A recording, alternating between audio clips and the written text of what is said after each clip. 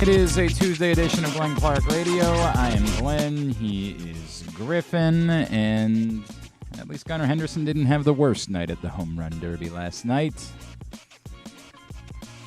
But not much better. Not much better. By the way, a lot to do today on the program. Coming up later on this hour, we're going to meet an Olympian from Ellicott City. You might not know that you can go to the Olympics in Trampoline. That's the thing.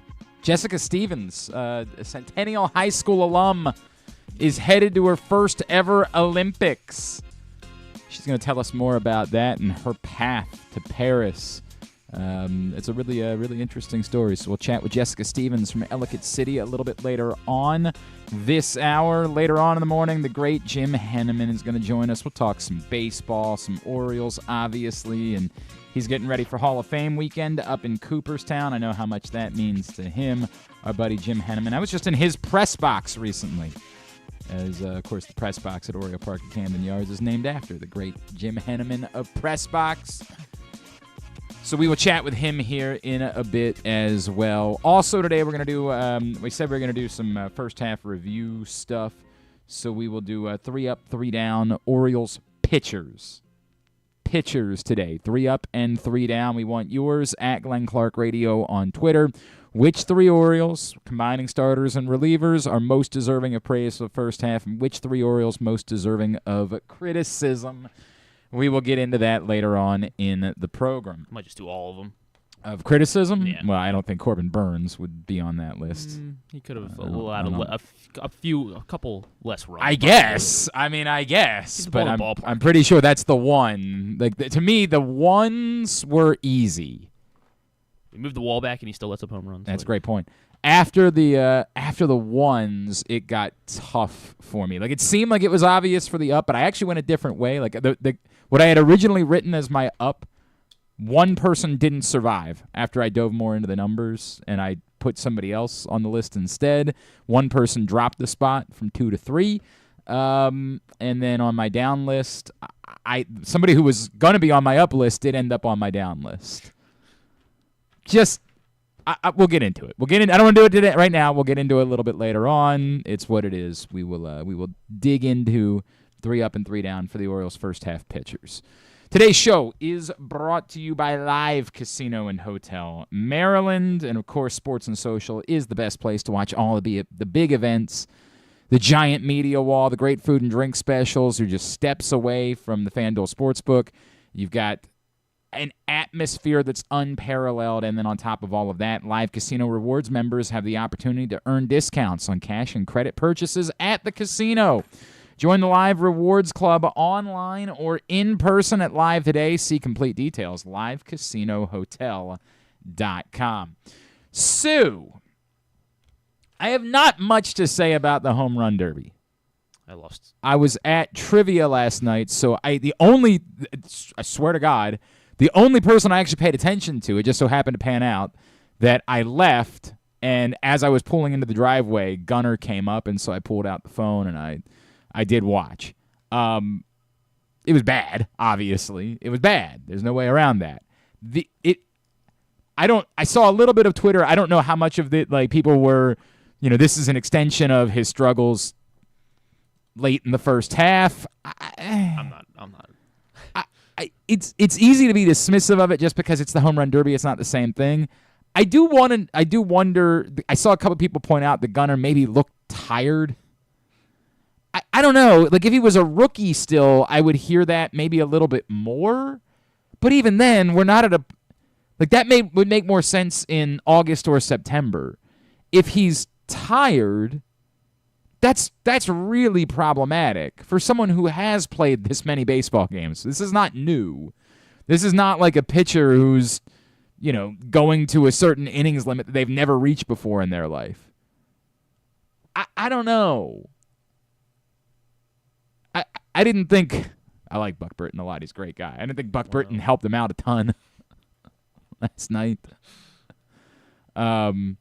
It's always bad when you leave pitches on the clock, dude. When you leave pitches on the clock, that ain't great. The format was not good either. It just wasn't. It wasn't conducive of like a entertaining event. Yeah, I don't know, man. It's never gonna be for me, so I can't. They need to go back to. I think they need to what? I think they should go back to where they have outs, like they have, or they make it somehow things that aren't home runs. Yeah, like the problem like is 10 outs and there was no time. The real issue is guys that take a ton of pitches because you just need action, and I do think they have to have the clock for that in order to make it palatable for television. I don't know, man. This is not. I'm sorry. It'll never be for me. To me, it really is for kids, and that's cool. I don't know if my kids didn't watch it last night. They weren't home until 11:30. What's that? It was on until 11:30. Yeah, so I saw a lot of people talking about that. Apparently, like as the rounds went on, like even the players down on the field started leaving. Yeah, it doesn't. That's rough. Yeah, it wasn't good. That's rough. I mean, that's a bad look. I don't know how you do it. 8:30 too. Like, what's that? It started at 8:30. Like. Okay, so that if you want to say you can do all of that introductory crap at 7:30 and start the thing directly at 8, and that helps, 100%. None of that. I mean, we could do the anthem thing. Look, we all saw it. My God. Oh, if you want to pull up Gunnar Henderson doing a Scooby-Doo, because that was delightful. That was the only pleasant thing about the night. I mean, the anthem was an abomination. I didn't get to see it, and then all of a sudden I looked down on my Twitter, and I'm like, oh, boy. And so I started seeking it out, and I was just like, when sometimes people suggest something is so bad that by the time you get to see it, you're like, I don't know if it was quite as bad as what everybody said it was. The reaction to the anthem made me think, like, I don't know if it's good. When I finally get to watch it, it might not be as bad as everybody's making it out to be because I'm expecting it to be the worst thing I've ever heard. And yet it still was that bad. I actually played it in the bar for everybody that was at trivia last night, and the wincing, is over the top, way over the top. So yeah, if you care about the home run derby being a better television presentation, then you would argue that sure you can take all of that crap and make that. It like. We need longer home runs too, so make it you hit a 450, hit a 450 shot, you get a 30 extra 30 seconds, something like that. Instead, they were trying to make it like you have to hit. They were doing a bonus. It was weird. It was 425 was the number, but you had to hit a 425 in that bonus round. In the round of 3 or whatever. Where you had 3 outs, which was untimed. It was all of it got a little wonky. Look, Drew has made the argument like let him use cork bats, let him use metal. Well, that was what I saw the other tweets were. Maybe let him use steroids just for that day. I think in between like the opening round and the semifinal rounds is they did the final round of the high school derby, and they had metal bats, right? And everyone that was in attendance apparently, they said that was way more exciting than anything that happened in the first round. I don't know what impact that would have on the players. Like I don't know what players would say about that.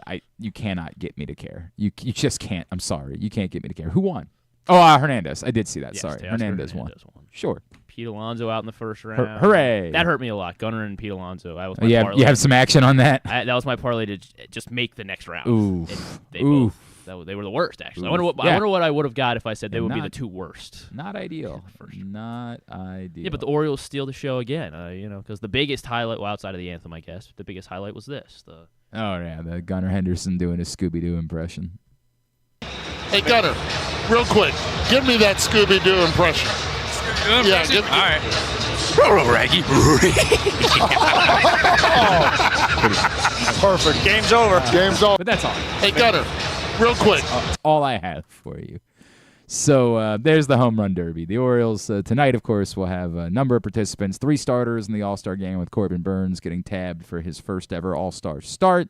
I will watch none. 0. Paul Skeens versus Corbin Burns. Paul Skeens versus Gunnar. Nope. Again. Or I guess not again. Did he? Yeah, they did in spring breakout? training. Okay. Yeah, or the spring breakout. Yeah, 100%. Or was it Holiday? I guess they faced each other. Oh, maybe it was Jackson Holiday. Yeah, it wasn't Gunnar in this breakout game, but did he not pitch against the Orioles in the spring training? I think he did. I'm pretty sure he pitched against the Orioles and made a spring training start against the Orioles because there was a lot of hullabaloo about that. But it was more hullabaloo about Skeens and Holiday than it was hullabaloo about Skeens and Henderson. No, it's not a. You can't get me to care. There's a soccer friendly on the night that I'm more inclined to watch. I don't know that I don't even know that I'll watch that, but I'm more inclined to watch it. I'll probably try to get caught up on the Bear. Like that's the more likely scenario for how I spend my Tuesday evening. It's just, I'm sorry. These things will never again be for me. They were neat. As a kid, it was neat. They'll just never again be for me. And that's, if they're for you, dope. Like, that's cool. But there's just no, what analysis am I going to offer of it? It's not real. The end.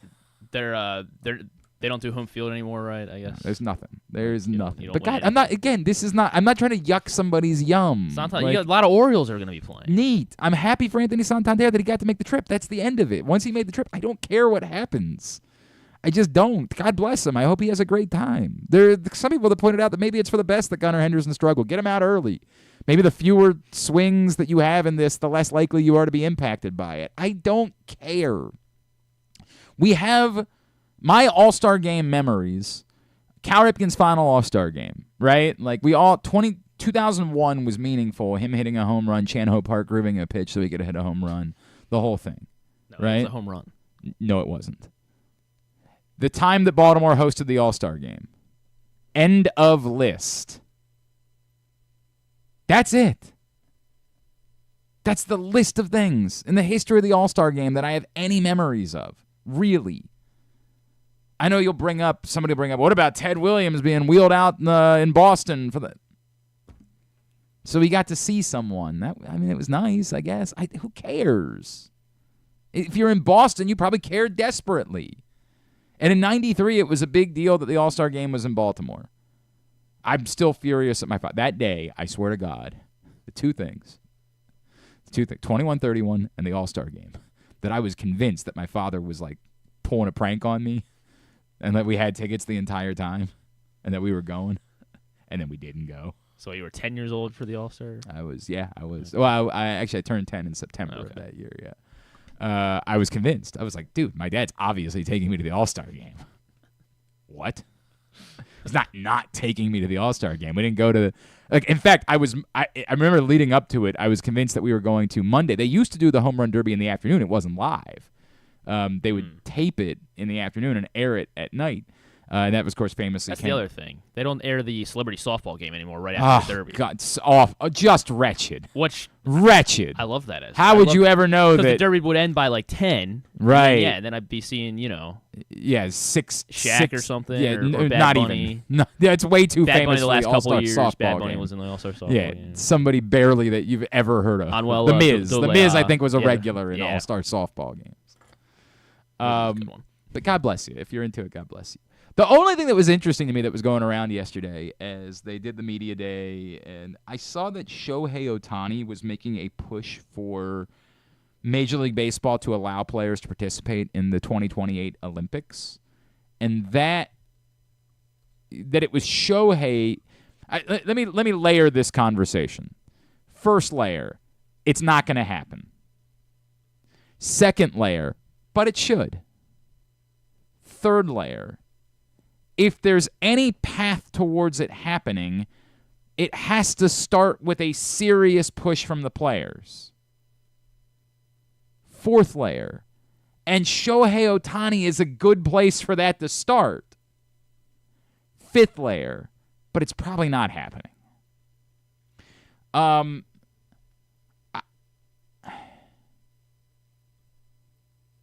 don't know that baseball needs to grow. We use this term "grow the game." I got into it. My foil. There's this guy Rob Shields who writes for Utah Street Report. Great guy, I think. I don't know. I actually don't know him well. He wants to fight with me constantly. He loves fighting with me. But it's become sport, right? Like we go back and forth. I found out he's a Duke fan. It explains so much. It explains so much about him. I think I like the guy. I think I've come around on it. Like I'd almost be willing to give him a push. I don't know. I'll think about it. But Rob was trying to get after me. Christine Brennan is a writer that I thought that I had a great deal of respect for from USA Today, a columnist who oftentimes writes about like Olympic sports, has been involved in some investigative pieces that were really important.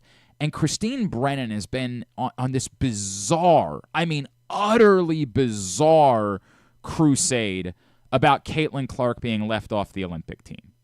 It's really embarrassing. Which I I don't think I like, because again, I think I like Christine Brennan as a writer, but it has come off very personal, and that she has lost objectivity in the discussion. As has been stated over and over again, the facts don't line up with it being some sort of crime that Caitlin Clark was left off the USA Olympic team. I don't know that it would have been a crime if she was on the team, although, in talking to, like we had Alyssa Thomas on recently, and in learning more about the process, I would argue it would have been more of a crime had she been named to the team. They have a program. They have a participation process that goes on for years, and these players get together for training camps, and they go in part to try to gel, right? Like that's you don't get that many opportunities as a national team.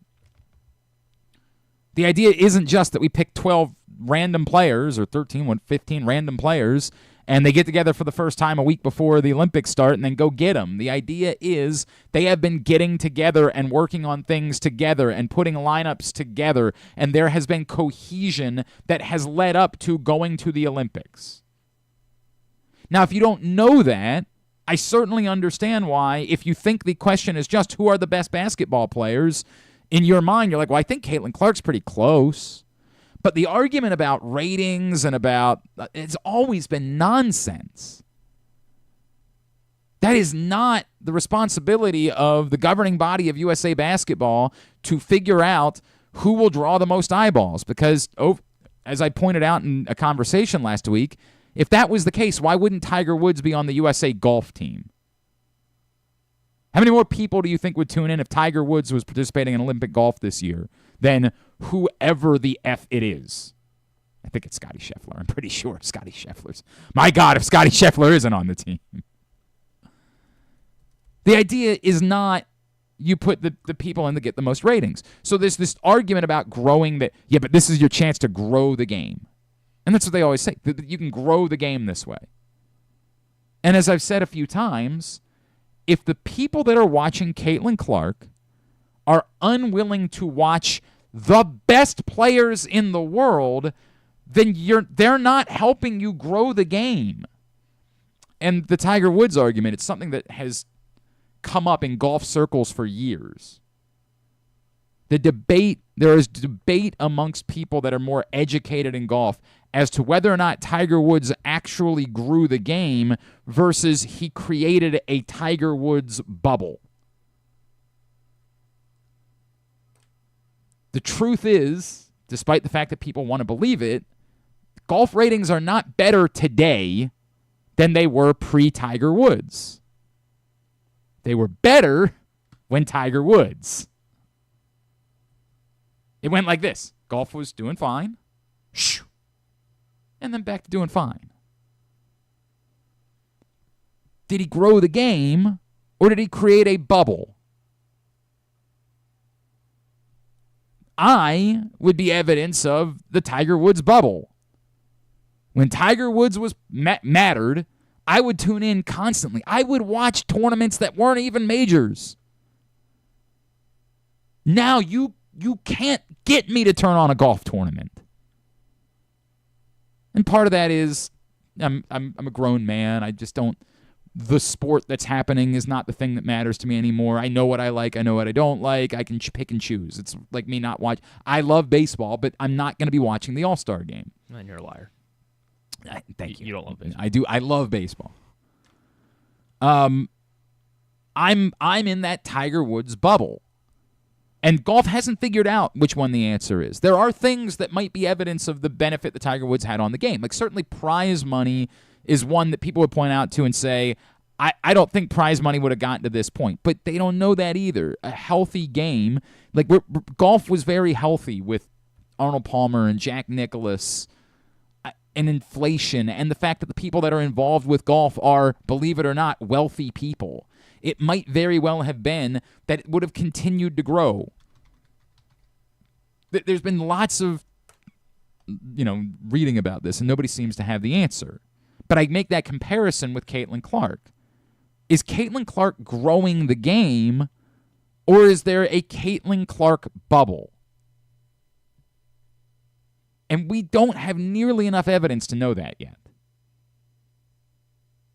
Cheryl Miller once grew the game, with all due respect to Caitlin Clark, in a way that was far more drastic. Cheryl Miller drove television ratings in a way that Caitlin Clark hasn't. But it was a bubble once Cheryl Miller was gone, and there was no follow-up. We don't know yet. We don't know what that will be. But the argument that people won't watch if Caitlin Clark doesn't participate is more of an argument for bubble than it is for growing the game. At which point, this argument of we got to grow the game kind of falls flat. You're not growing the game, you're growing the brand of Caitlin Clark, which, hey man, Caitlin Clark's amazing. All good. I don't think that baseball needs to, quote-unquote, grow the game. That doesn't mean there isn't always room for finding other markets, and I don't know that baseball is in a place where, like, there are so many people that aren't aware of baseball. The argument is the branding of the players. That's the argument. That it would behoove baseball to have their stars brand themselves to larger audiences. Olympic baseball has never been a sport that has drawn big eyeballs. It's weird because the parallel that people will make is basketball, right? And the Dream Team became must-watch, and since '92, basketball has been a must-watch sport at the Olympics. The truth is, basketball, even before the NBA players were part of it, was always considered one of the prime sports at the Olympics.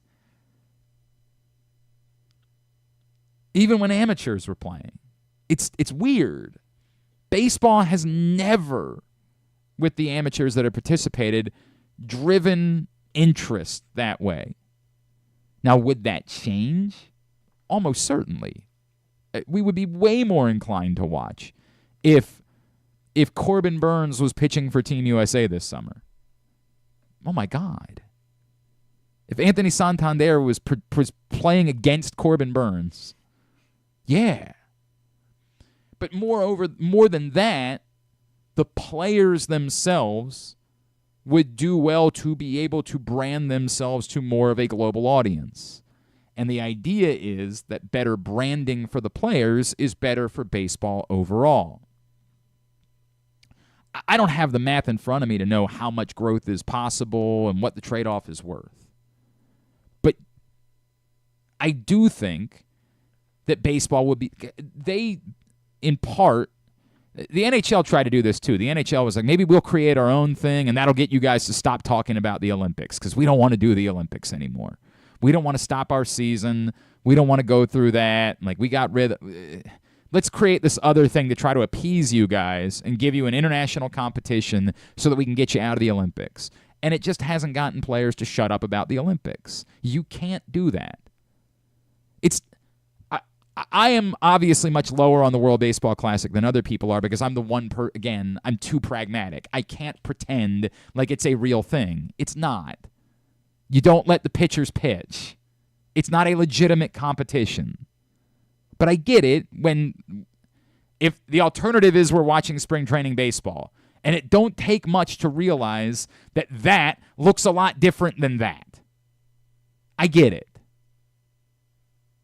But it's the same problem. Baseball created the World Baseball Classic. Major League Baseball created the World Baseball Classic to try to get players to not care about not being allowed to participate in the Olympics. Dude, we've got a thing. Go do that. To be fair, it's why soccer players don't care about the Olympics. For those of you, my God, this is, again, we live in a gaslighting society. A couple of weeks ago, there was a story that was going around on the internet like, oh, you won't believe this, but in the fight for equal pay in soccer, this year, the truth is the U.S. women are getting paid and the men aren't. Right, because the men aren't the national team. We can explain that in 2 sentences. It does not require anything. You're just trying to get clicks on the internet. In soccer, the World Cup is the thing. So Lionel Messi doesn't care that he's not participating in the Olympics because the other thing matters dramatically more. And baseball would like for that to be the case with the World Baseball Classic. The problem is it's only been around for a few years. It just doesn't matter to these guys the way the word Olympics does. In soccer, the World Cup matters dramatically more than the Olympics ever will. Even in women's soccer, it's close, but they do both. Like they send the national team to both events. They don't send the national team to the men's soccer at the Olympics. They send a U23 team with like 3 older players that are allowed to participate. It's very weird. Like, you can pick 3 guys that are older than 23. Is that the rule for every team? Yep. Okay. Every country sends their U23 team to the Olympics. It's a very weird bit. Why they do it that way, I don't have the answer. But nobody cares. Like, you will not hear Leo Messi complaining. Like, at the end, Harry Kane wasn't like, oh, but it's a bummer to lose the Euro, but we'll go get him in the Olympics. Like, nobody in soccer, they just don't care. It's very weird. And that's what Major League Baseball, the NHL, want for these other events. They want it to be. The NBA obviously doesn't have to care because there's no interruption to their season. Guys go play basketball in the offseason all the time. They go participate in like these summer leagues. It couldn't be better for basketball. They get branding and marketing outside of NBA season with no interruption to their year. It's magic for them. But for hockey and for baseball, it's problematic. I would love to see Shohei Ohtani's push spread and for more players to step up and say, yeah, this is what we want too. Because inherently, it would be a good thing.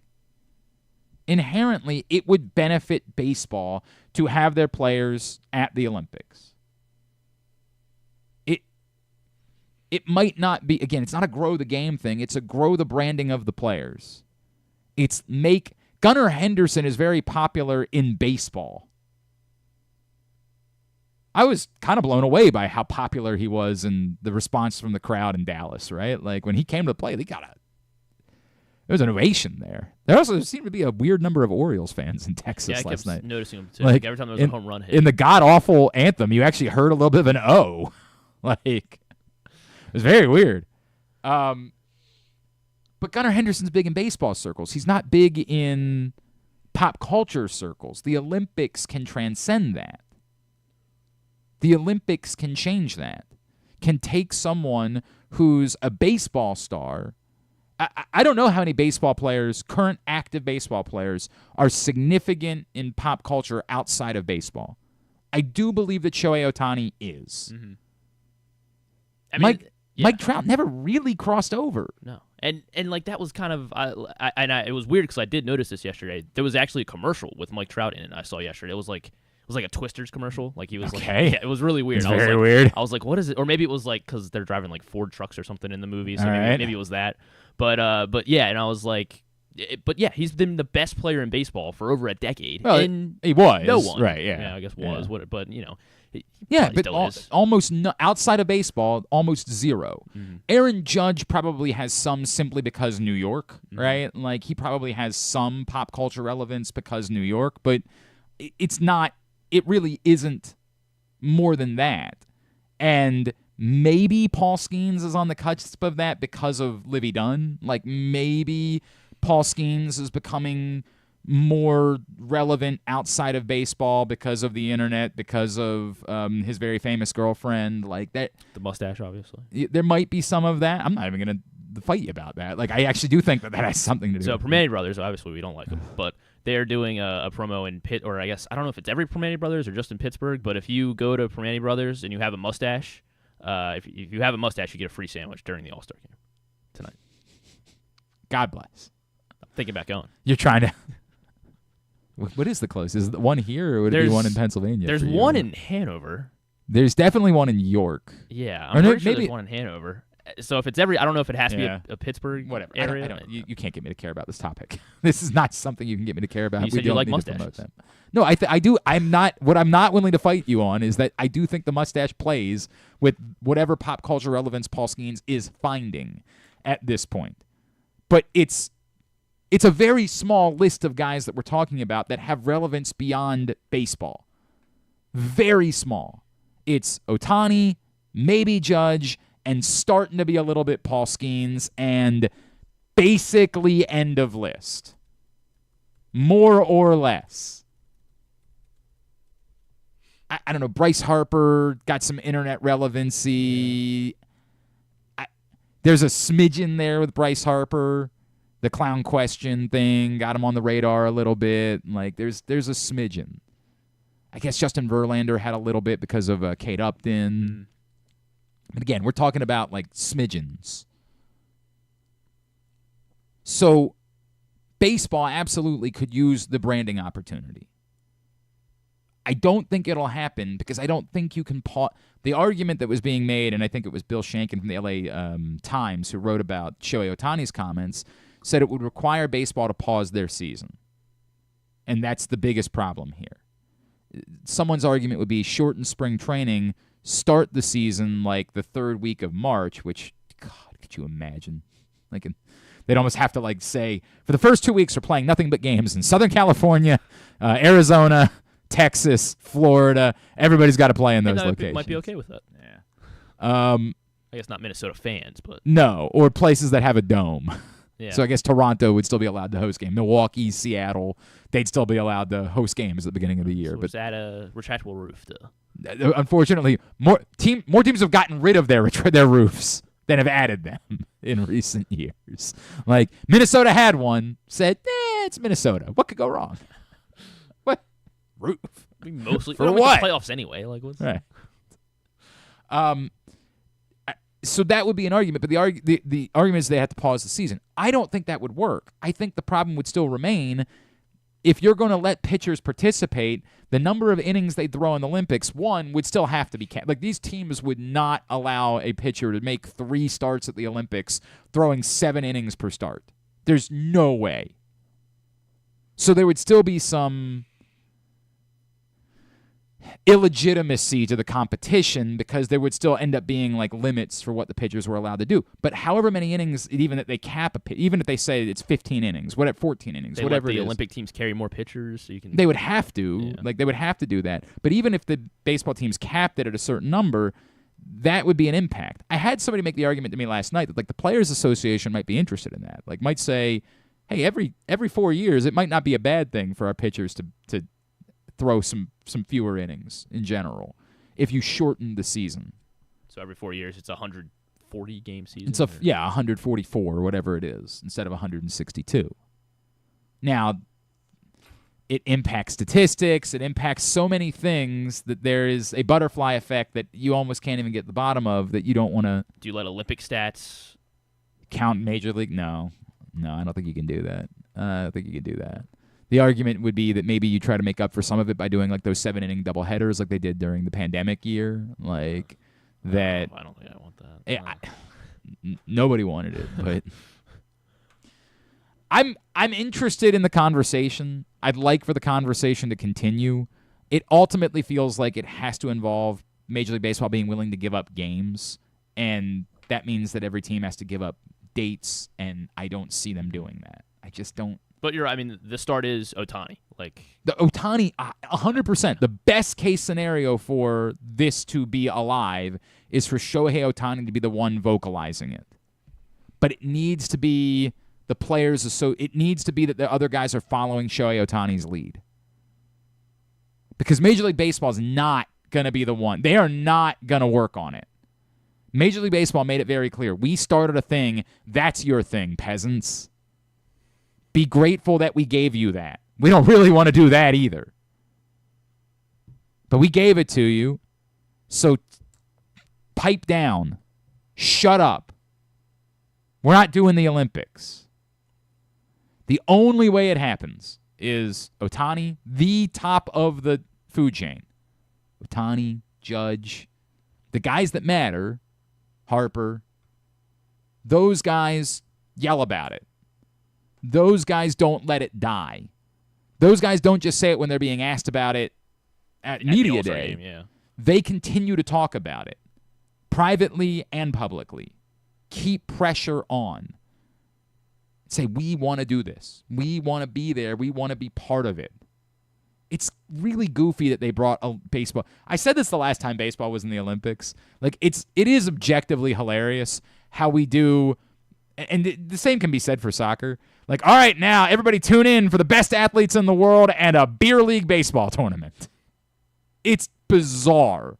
They let someone be like the flag bearer for Team USA that was on the baseball team. And I was like, dude, he's not even worthy of being there. They just picked some guys. That's what the baseball team was. Like, hey, here's some guys. It's bizarro. And the soccer thing's bizarre too. And it was bizarre that they did hockey without the NHL players last time. But I get it. That's the way it was. At least in basketball, before the NBA players came along, it was like the best college players were the ones that went to the Olympics. At least there was some rhyme or reason. And maybe the middle ground for baseball is like, it's not going to be major league players, but we'll let teams like each team exposes 3 to 4 top prospects. That's why they're keeping Kobe Mayo down. Yeah, right. So they'll be a part of the Olympic team this summer. I'd be in. I'd be down. We just send the Norfolk Tides, I guess, and just right. I'm not opposed to it. But that might be the middle ground that they would have to come up with in order to do something that's more compelling, but still not Major League Baseball players. It's a fascinating conversation. I'm intrigued by it. I hope the players will continue to talk about it. Speaking of the Olympics, when we come back in, we're going to meet an Olympian from Ellicott City. Jessica Stevens is part of Team USA in Trampoline, and she'll join us next here on GCR. Frederick Keys baseball is back. With 30 more home games beginning on July 2nd, the Keys are excited to welcome you back to Nimio Field at Harry Grove Stadium. We want to see you there. Countless promotions will be on display every game, with it ranging from Tap House Tuesdays to Firework Fridays and everything in between. For more information or to buy tickets, call 301-815-9939 or visit frederickkeys.com today. The ultimate fan experience awaits you at Sports and Social Maryland. See how we're raising the sports bar with our massive 100-foot media wall featuring 40 HD TVs and a 47-foot big screen. Bet on your favorite teams and this year's biggest events at the FanDuel Sportsbook while enjoying your favorite beers and cocktails, plus our delicious takes on bar food classics. Visit Sports and Social at Live Casino and Hotel Maryland at Arundel Mills. Must be 21. Gambling problem? Call 1-800-GAMBLER. Driving in Maryland? Did you know an Easy Pass from DriveEasyMD.com can save you time and money? Of course you did, because you are a thrifty driver. An antenna reads your Easy Pass transponder and automatically deducts the toll from your Easy Pass account. Learn more at DriveEasyMD.com. Hagerstown, Maryland, a snapshot of American history that dates back centuries. Today, the roots of the city expand with another historical moment, the grand opening of Meredith Park, Hagerstown's new event stadium and home to the Atlantic League Flying Boxcars. Experience the energy, culture, and adventure. Plan your getaway today at America's newest and most innovative ballpark. You're welcome in Hagerstown, Maryland. Visit Hagerstown.com. Treat yourself and taste the Baltimore tradition that is the legendary Costas Inn. Hey, it's Stan the Fan Charles. For over 50 years, the Costas Inn has been a Baltimore original, dishing out their legendary fat, delicious, award-winning crab cakes and steamed crabs. It's crab season, so sit back and crack some crabs while watching the Birds pursue another divisional title on Costas' 15 TVs. On Monday night, the Costas Inn offers their half-pound jumbo lump crab cake with 2 sides for under $30. So head on down to the Costas Inn today at 4100 North Point Boulevard or visit them at CostasInn.com. There he is, Agent 00 Chicken. Nothing can keep him from Royal Farms Chicken Palooza. Because right now, he can get a 3-piece world-famous chicken box for just $8 with a portion of each sale donated to a local charity. Plus, register to win world-famous chicken for a year. Come to Royal Farms Chicken Palooza. It's a real thriller, but it's only for a limited time. Real fresh, real fast. Royal Farms. The Toyota Tacoma comes in a range of models and trim lines, so you can choose the perfect Tacoma to reflect your unique personality and driving habits. Check out buyatoyota.com for deals on new Tacomas from your local Toyota dealer today. Gambling can be a fun and entertaining experience, but there are risks involved. If you're planning on betting on the game at the casino or on your phone or computer, know your limit, stay within it. Set a budget and a time to stop. Remember, gambling isn't a financial solution, and it doesn't mix well with alcohol or drugs. Know the risks and have a plan before you begin gambling. For free and confidential services, call 1-800-GAMBLER 24/7 or go to helpmygamblingproblem.org. Escape to Ocean City, Maryland, and discover a place that just feels lighter, where every day feels like Saturday and French fries are a food group, where flip-flops are always in fashion and seafood is always in season, where the boardwalk is bustling and the beach is right outside your door, where you can rise with the tide and feel like a kid again. Ocean City, Maryland, somewhere to smile about. Book your trip at OCOcean.com. Coming back in here with Glenn and the other guy, Garrett, whatever his name is. You know who they are. All right, back in here on GCRs, continue along on a Tuesday edition of the program. If you missed it yesterday, Stan the Fan Charles, Ross Grimsley, Luke Jackson got together, talked about the Orioles at the All-Star break. If you want to go check it out today, you can find it at facebook.com/PressBoxSports. Click on the videos tab. Go to youtube.com/PressBoxOnline or PressBoxOnline.com/video. John in Little Rock making the argument that part of the home run derby problem is the absence of Chris Berman. I would tell you that when I was still watching the home run derby, Chris Berman became truly a bear to my ability to watch it. The shtick was just too much. I do wonder if in some bizarre way it's almost like Stockholm Syndrome. Like we got so used to it that now we just can't imagine it without him, right? Like there's supposed to be a guy yelling back the entire time, and like we're not getting it. I don't know, man. Like it wouldn't change it for me one way or the other. Maybe Carl Ravick just needs to bring it back. He just do it himself. Or maybe they should have made that like the alt cast. Like maybe they should have done like a Chris Berman alt cast of the Derby. I don't know. Whatever.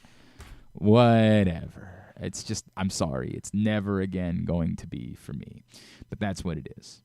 We're just talking about the Olympics. And admittedly, we actually did this while I was on vacation last week. I say that because you're going to look at the screen and you're going to say, well, that's weird. You're in a different place. I am. I'm at the beach. But the opportunity to meet a Maryland Olympian, Ellicott City's own Jessica Stevens, right now here on GCR. Well, it's a pleasure now to be joined here on GCR by a Howard County native. She's from Ellicott City. She's an alum of Centennial, and she's won multiple World Championships medals. Now she is headed to the Olympics for the first time in her career in trampoline. She is Jessica Stevens, and she is with us here on GCR. Jessica, it's Glenn in Baltimore. It's so great to chat with you. Thank you for taking the time, and more importantly, congratulations. Thank you so much. It's great to be here. Jessica, I want to work backwards before we get to this moment, if I could, because I feel like there would be a lot of people that would say, how do you get the trampoline? Like, how can you lead me on the path? I remember reading that there was a Mommy and Me gymnastics class once upon a time. What's the path to competitive trampoline? So, correct. I did start in the traditional gymnastics route, vault, bars, beam, floor. But then my favorite part of the class is at the end of the class, if the class behaved, we would get to jump on the trampoline. And that was my favorite part of the class. And so I told my mom, and I was like, my favorite part is jumping on a trampoline. And so she looked it up and she figured out, oh my goodness, it's like actually a sport. And so then I switched over to trampoline in about 2008 and have been doing it ever since. Okay, do you have to be? I know that all gymnasts have to have an amount of daring to them, right? Because you're doing crazy things. Mhm. Seeing the distance that you're jumping on a trampoline, and I've watched like your competitions, I would think that you have to have a greater amount of daring than even the typical gymnast. Were you like, even at a young age, like an adrenaline junkie? Did you have like some, I feel like a lot of other people's hearts would just jump out of their chest doing some of these things. Yeah, you got to be a little bit brave to do trampoline because you are flipping your body around. I was definitely the adrenaline junkie as a kid. Growing up, my mom was on the national skydiving team, and then my dad did diving. So sort of awareness sports, little crazy sports are kind of genetic, I think, a little bit. Yeah, that sounds about right. When you focused on trampoline, like, how old were you when you started really like putting the focus into trampoline? So my first like competitive season, I was 8 turning 9 years old. Okay, so this has been the majority of your life. Like, I was going to try to say, how many hours of your life do you think you have spent total on a trampoline? A lot. That sounds about right. That sounds about right. At what point did it become clear to you, I could do this? I know part of it was like trampoline becoming an Olympic sport, but at like what point in your life did it like register with you, this isn't something just that I can do for fun as a kid? There could be a path forward for me to compete in this sport and then obviously have a chance at making the Olympics. I mean, there was no specific, it's not like I woke up one day, but it was very gradual. So in trampoline, you start out jumping low and then you work your way where you start to jump higher and higher. And so when I was a junior elite, which is like the level under that I am now, I was 14 years old. And my first year, I made the junior national team. And that was like a huge honor. Like, I was just going out there and wanting to do the best I can. And then I ended up making the national team. And so that was a good start for me to be like, wow, like, and keep doing this for a little bit.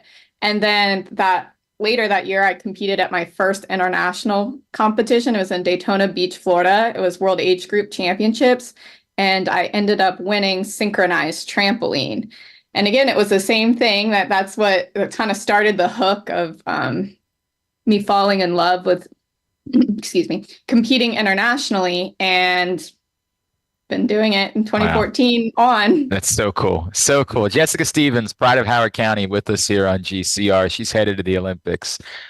Those words, right? I know you've already done like at the Pan American Games, the World Championships, all that, but the Olympics, what is that moment like when it hits you? I'm going, this is real. I'm a part of this. It's funny you ask, because it still hasn't hit me yet. It's still one of those things when I like wake up in the middle of the night and I have to like turn and look at my phone. I was like, is it real? Like, is it not just some like crazy dream? Because I've been working, one day at a time. And now that I'm here, it's like, I still can't believe it's real yet. So getting the bronze, I don't know, you guys won the team gold at the World Championships, but individually getting the bronze at the World Championships, was that a moment that made you say like, oh my gosh, I'm gonna do this. Like, I'm going to be in Paris competing to be on the podium, That was certainly a confidence boost. I was just it was amazing getting to that point, because we as the United States still needed to qualify a person as a country who is going to compete. Okay. And so me making it into that top 8 guaranteed that the United States as a country would be able to compete at the Olympics. So just ranking in the top 8, like, that was phenomenal for us. And then just being able to walk out there and just honestly just do the best I can and have fun, and it worked out pretty well. Yeah, no doubt about it. It is remarkable. Jessica, you get there, right? And like obviously just getting to the Olympics is this accomplishment, but now how much faith do you have in your ability, as I mentioned, to go get on the podium to perhaps win the gold medal at the Olympics? Oh, that's certainly the goal. Just trying to take it one day at a time, I think is my current strategy. Fair. And trust my training and one day at a time and then just enjoy it. I mean, obviously I'm going to do the best I can, but there's so many memories to be made and I just want to experience being there. All right, so let's talk about that because obviously you do want to win, you're going to compete, but have you thought about like, is there someone who you want to get a selfie with at the Olympic Village that stands, it's like the highest on your list?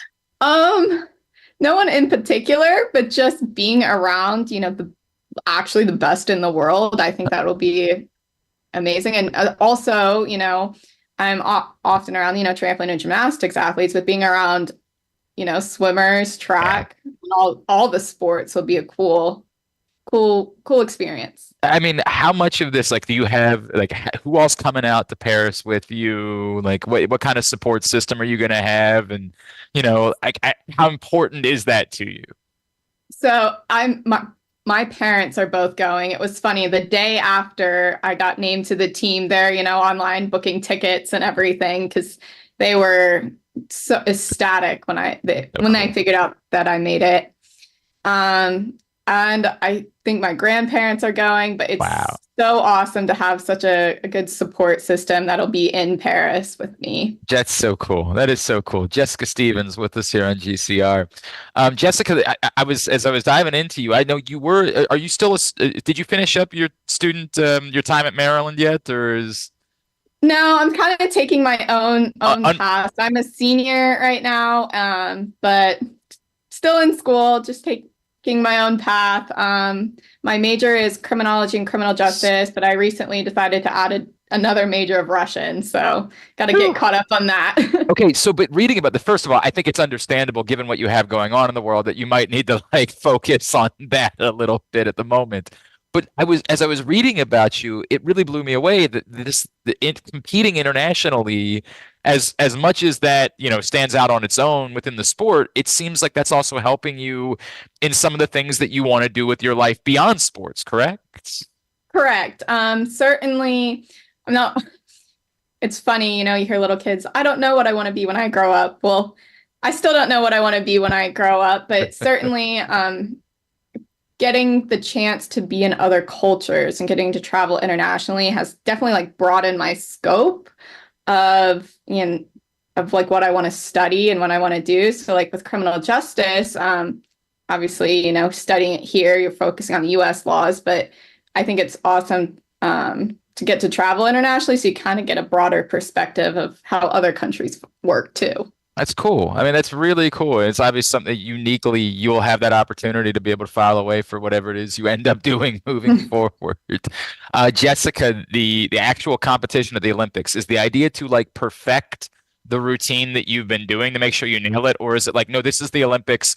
I need to pull out like all of the stops and come up with some even crazier routine than I've ever attempted before?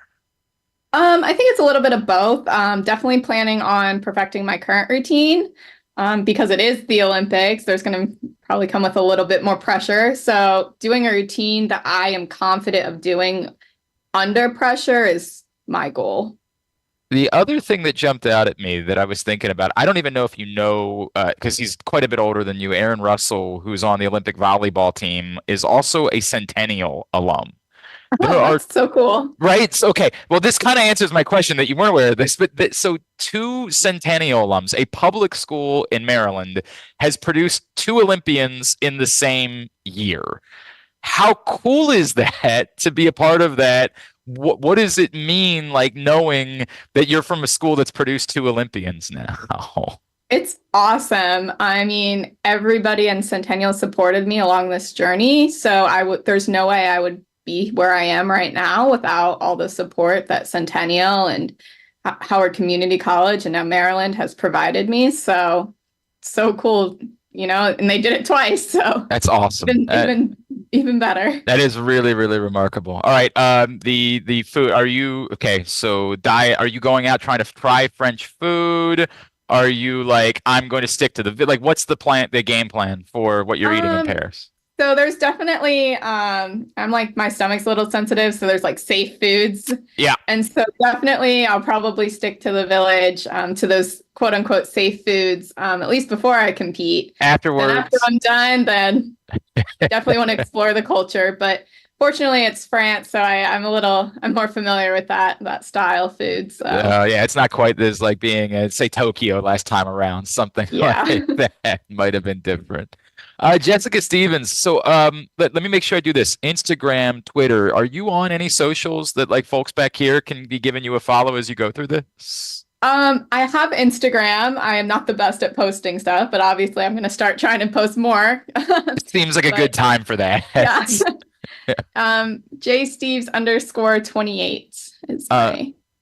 And then do you have any like I don't know, as a competitor, any superstitions, anything like that you'll be doing, or maybe that like people can do, like, you know, if you put on the left sock first, something like that people can do back home to help root you on during the course? Try to stay away from superstitions, but it is funny. I have this stuffed elephant, like a little stuffed animal. His name is Tucker. He has been to every competition that I've ever done before. So he's obviously going to be the first thing I pack in Paris. No doubt. No doubt. Oh my gosh. Could you imagine if you forgot Tucker? You'd have to internationally ship like it. Oh my goodness. I think there was one local meet I forgot and I was in tears and I'm like, can't do it. Can't There you go. I need there my you Tucker. Go. Gotta have Tucker. So Jessica Tucker will be the first thing that I will be packing.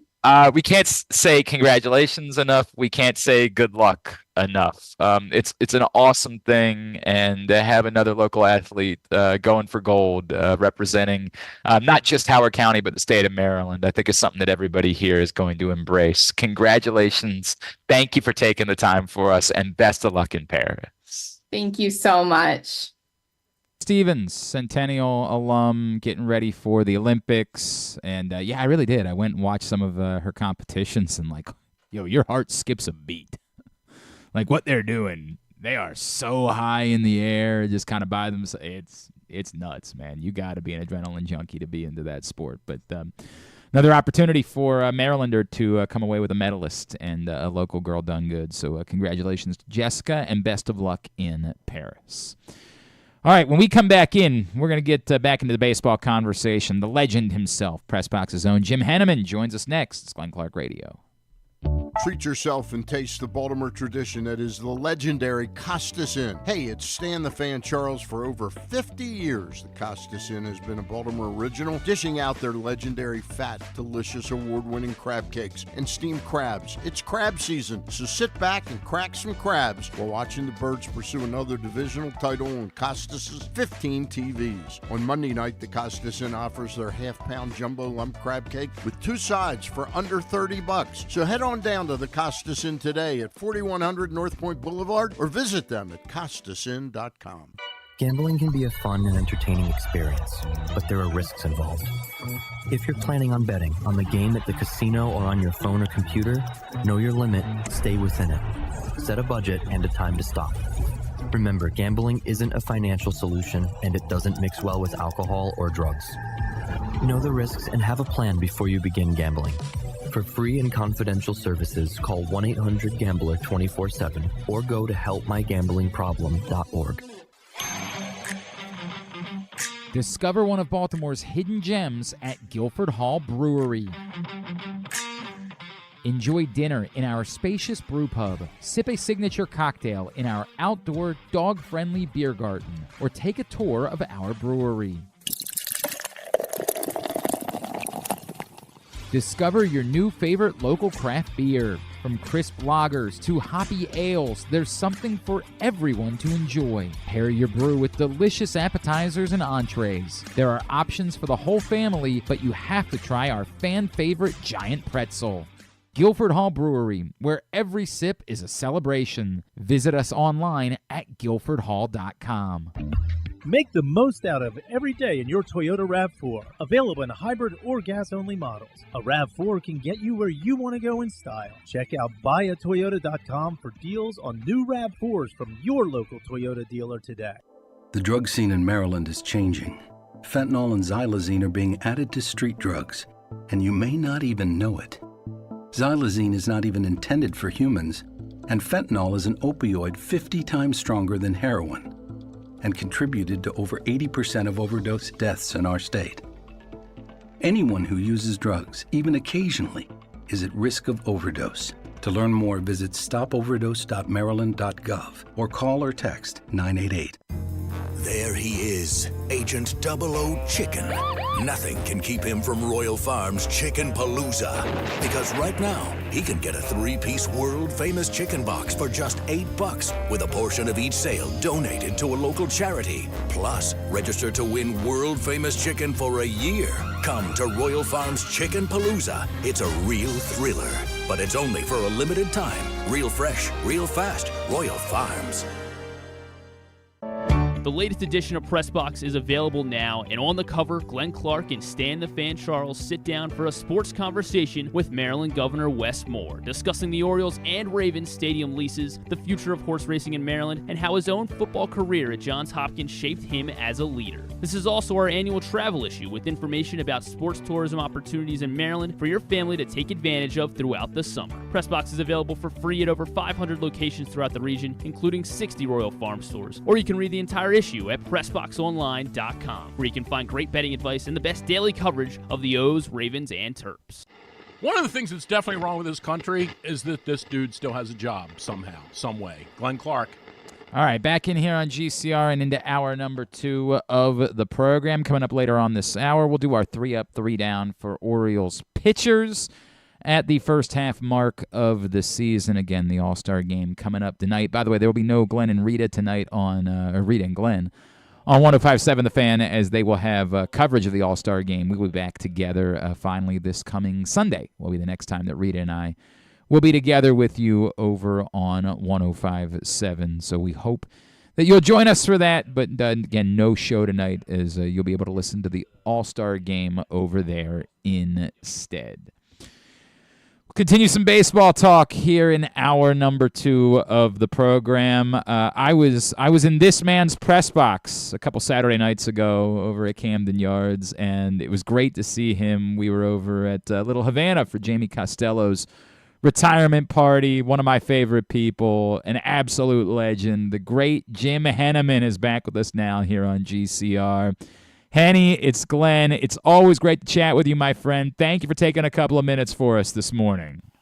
Not a problem. Sorry that I didn't get into the studio, but it's actually, this is a good day to be inside. You know what? That's I'm sure you know. Not a bad point, Henny. Not a bad point. Hey, there's so much I want to cover with you, but I know how much Cooperstown means to you, and you're getting ready to make your pilgrimage back up this week, and a great Hall of Fame class going in. For people that have never made the trip, that have never been to Cooperstown, can you put into words what that experience is like and why it's so important to you?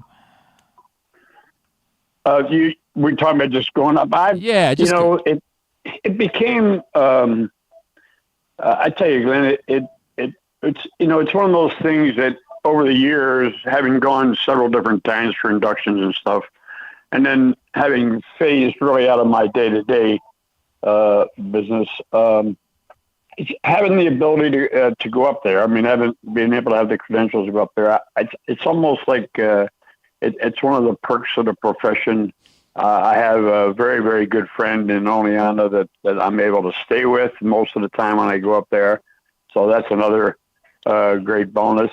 And basically, I just take advantage of it. I mean, a little bit of a ego trip on my part, perhaps, but being able to go up there and on an annual basis is a great perk, and I love the place. What is it? Again, for someone who's never been, that doesn't have the access of a Jim Henneman, right? Like that they can't call the shots, but. What is it? What makes Cooperstown, particularly this week and this weekend, what makes it so special? Well, I mean, frankly, the village itself is special anytime. I mean, I laugh when people who've been up there recently. My daughter-in-law went up 2 summers ago, I think, with some friends, and I was able to talk her through a good visit up there. But I'd tell you, well, you know that red light? Well, that red light is the same place. The first time I saw that red light is in 1966, and it's still the only red light in the area. Main Street is kind of a special area. It's I don't know. I mean, it's really hard to describe if you haven't been there. The museum itself, and I'd like to qualify that. A lot of people say the Hall of Fame is just a museum, and I'm awful quick to remind them that no, the building is a museum. The Hall of Fame is a fraternity. If you get the gist there, it's not. It bothers me when I hear people talking about guys going into the Hall of Fame. It's just going into a museum. It's not that at all. However, having said that, the museum itself is spectacular, and they're just you can spend a lot of time there, just going through as many different artifacts as possible. And the gallery, of course, itself is kind of mesmerizing in its own right.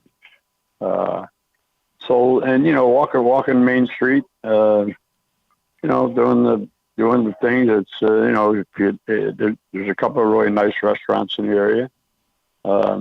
It's just a cool place. He is Jim Henneman. You can read all of his Jim stuff in Pressbox's magazine as well as at PressBoxOnline.com. This year's class, Jim, 3 obviously very great players, and Adrian Beltre and Joe Mauer and Todd Helton. But Jim Leland going in with them, and it's almost an interesting thing to me where I feel like somehow managers have maybe not been able to get the Hall of Fame respect that's due in modern times. And Dusty Baker, I assume, is going to go in the next few years. I would think that Bruce Bochy is an obvious one at this point, but in a weird way, to me, Jim Leland's maybe the most fascinating of this group. Because I wonder if we're getting into an era where managers maybe aren't viewed as significant as they were once upon a time because so much of baseball is data-driven. Well, actually, in recent years, because, we've had Torrey and Bobby Cox and Carusa, and so it's, actually, I might disagree with you a little bit there. All right. I actually think that there's been an influx of managers to the point where it's going to be. Dusty's case.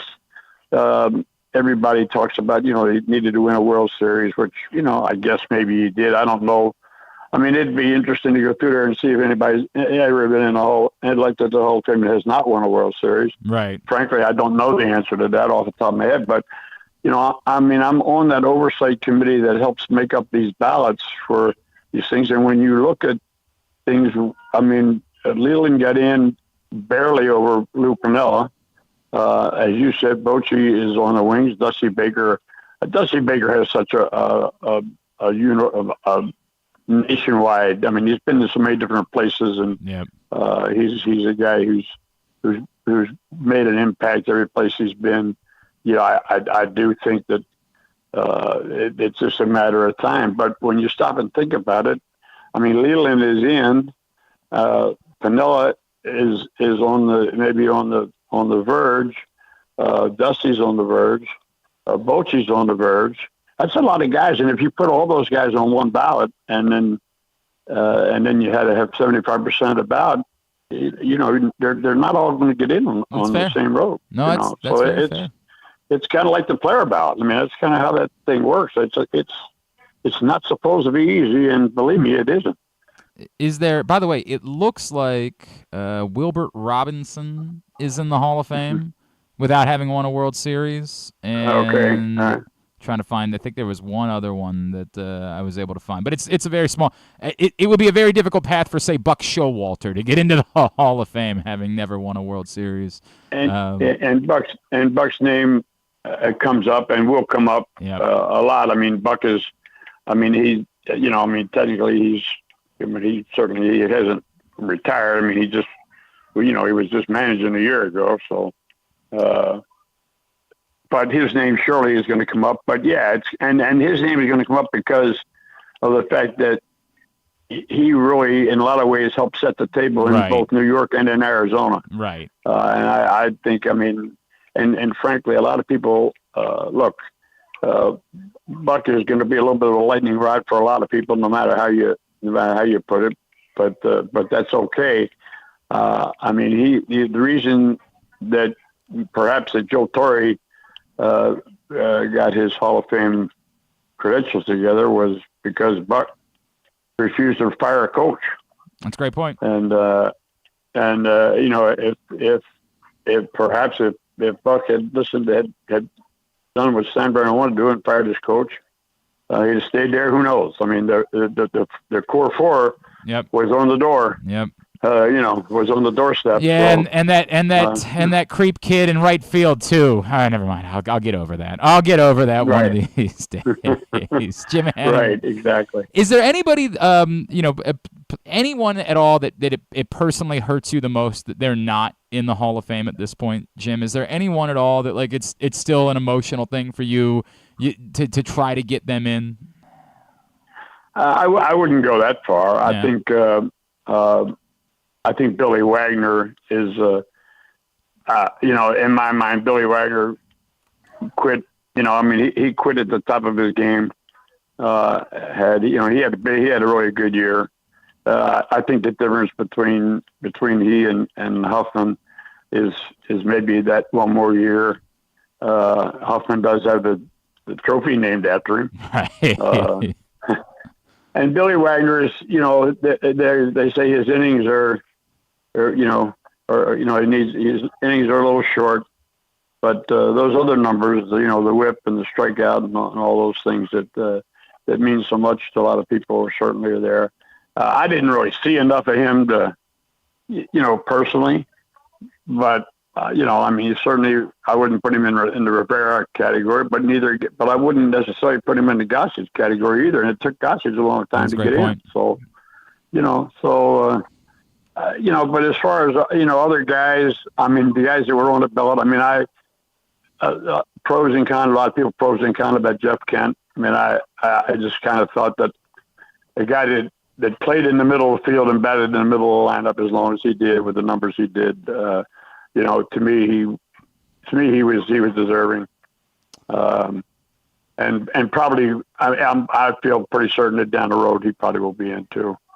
But as for the rest of the ballot, without having my most recent ballot in front of me, I wouldn't say that there's somebody that I'm necessarily passionate about, but there are people. Listen, I'm probably more passionate in a lot of ways about guys not getting the 5% to stay on the ballot. There are some really good players that tend to slip through the cracks there, and I vote for some guys like that. I mean, there's some Bobby Abreu who I really didn't see that much, but when I look at his numbers and talk to some people, I don't know that he's a slam dunk Hall of Famer, but he's got some pretty impressive numbers, especially on base percentage numbers that are so popular today. So there's a handful of people like that. Buehrle, Mark Buehrle is another. Is another one that fits into that category that I'm saying, because trust me, down the road, some of these numbers with some of these pitchers are gonna stand out big time, because there are some numbers that we're not going to see again. Henny, it's just not going to happen. Oh, there's no doubt about that. I mean, we're just the Jim Palmer era will never be revisited. No. It's not happening. Henny, as far as this year's team goes, I think there's some concern. Look, teams go through stretches where they lose games. That's going to happen. But it feels like there's been almost a line from the moment where the Orioles lost Kyle Bradish and John Means that it has become almost unsustainable with their starting pitching. And the trade deadline can change that. And we don't know what this team will look like 14 days from now when we reach that trade deadline. But do you still believe that maybe with one more pitcher, they can be a World Series caliber team despite some of the bumps in the road that we've seen of late? Yeah, I mean, I think so. Look, they're not a perfect team. I mean, the Yankees are not a perfect team. I mean, the Red Sox have been a very big surprise to me. I'm looking at the Red Sox; they're only 4 games back in the loss column, so we got to start putting them in the conversation. No doubt. I mean, 4 games in the loss column, can be made up in less than a lot less than a month. So, the difference is there is that they have 2 teams that they have to go past. I think, as much as we talk about the pitching, it's in a lot of ways the pitching that has kept them relevant to a lot of this thing. And even though we look around and we say we lead the major leagues in runs scored, and yet we're complaining constantly about not scoring enough runs. So, and with a good deal of validity. I think offensively, I think a lot of their problem has been is that they have a lot of guys that are all in the same boat, and they're kind of getting in each other's way. If that makes any sense to anybody. In other words, nobody's playing well enough to get sustained playing time. And when I say that, I'm talking about Hayes and the Callister and Kerstead and Stowers when he was in and out. You can throw Jackson Holiday into that mix, but in the beginning, just a lot of ways. So even now, I look at that. But to go back to the part of it, yeah, if they could come up with a starting pitcher, but you're almost talking about you got to come up with a guy like Cachet. I guess that's how Garrett Crochet, right. And he's a guy who's as several baseball people have warned me, he's a guy who's already reaching what these innings limits things that seem to.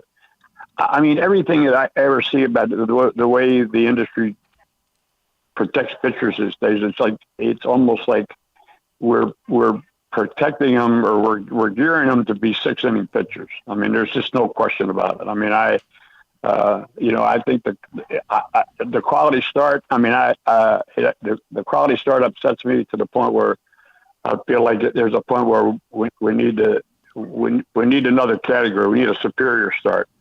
I mean, I wanted somebody to go 7 innings and 3 and with 3 earned runs rather than 6. Ooh. But well, I mean, no, it's the guy that helps you win the next game. I know exactly what managers will talk about this all the time. Like, you give me 6 innings, you've helped me win tonight. You give me 7 innings, you've helped me win tomorrow. Well, the tough thing now is somebody says, well, who's pitching tomorrow? And I say, well, you almost got to name 4 pitchers. Right. I mean, because for every game that I've done the math on this, and the Orioles are averaging. This is an interesting stat. They average 4.3 pitchers a game. Okay, so they're using more than 4 pitchers on average over a 162-game schedule. Yeah. In games that they win, that average is 4.5. In games that they lose, the average is 4.1. Now, that almost sounds contradictory to where it ought to be, but when you stop and think about it, sometimes when you're losing, you just got to somebody goes have in a sacrificial lamb out there. Yeah. So when you ask me about who's the starting pitcher going to be, I mean, I'm kind of comfortable with Kramer as I mean, when he was a number 4, I said, that's as good a number 4 pretty much as you're going to find. I mean, I'm comfortable with him as a number 3, but are we going to get somebody better than Kramer? Are we going to trade somebody better than Kramer? And interestingly, and with the draft just having done, we just haven't finished, and everybody's screaming about pitchers. I've done a quick look over the last 5 years, and the only pitcher that I can find that was drafted behind where the Orioles picked, right, who has any significance in the big leagues right now, is drum roll, Garrett Cachet. Garrett Crochet. That's pretty funny. Who was drafted number 11 in the year that we drafted Kerstead. Now, let's take that a next further. If we were going to get Cachet today, it probably was going to cost Kerstead plus. Exactly right. Exactly. And without the confidence that he's got the innings in order to get you through the season. So right. So, I mean, he does have control. And, yep. And they're going to have to probably, they're probably going to have to overpay for somebody like that. But but just, just going through the list, and I went through the entire drafts. I mean, even in the year they drafted Adley and Gunnar, which is, 5 years ago, there really isn't anybody in that list that jumps off the page at me. And, in 21, you have Jack Leiter, who was drafted number 2. Right. Ahead of Cowser.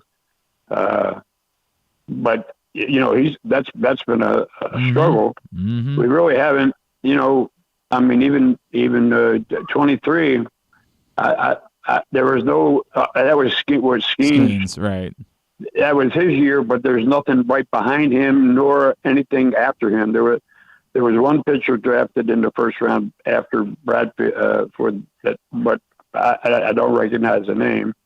So they're really, it's not like they've missed on a ton of pitchers. I do think the strategy is such that is to get the best player and get your position players and hope you can develop it, because pitchers, they go down. I mean, these numbers, everybody is big on analytics, but these numbers of pitchers that are going down for surgery, they don't lie. There's no question. I don't know whether that's because they're going to surgery earlier than there's no question about that. They go to surgery much faster today than they did 50 years ago. No question. Jim Henneman, can we let's try again. I would like to have you come back in studio, maybe the week of the Orioles Hall of Fame, and we could talk about Terry Crowley and Nick Markakis a little bit more. Would you be up for that? Yeah, sure. Yeah, that'd be fine. We'd be able to do that. I'd love to do that. Jim, I love you, sir, and it's always good to see you. My heart was lifted bumping into you a couple of weeks ago, and enjoy your week up in Cooperstown. Let's talk again real soon, all right? I'll do that. Thank you so much. The great Jim Have Henneman. fun, guys. Appreciate him always. He's the best. And if you haven't read about his story about Al Kaline, it's inside this print issue of Press Box, which is available for free at your neighborhood Royal Farms, any of the hundreds of locations around town where you find Press Box. You can read it all at PressBoxOnline.com. Love talking baseball with Henny. He is truly the best, man. And we were hoping to do that in studio this week. Just didn't work out timing-wise, so we'll try to make that up and have him back in studio. Perhaps leading up to Orioles Hall of Fame week. I think that would be a lot of fun to do that here in a couple of weeks.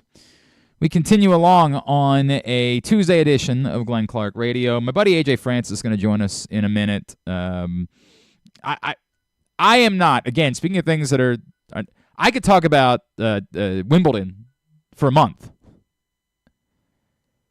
The All-Star Game, the Home Run Derby, that's not really my thing.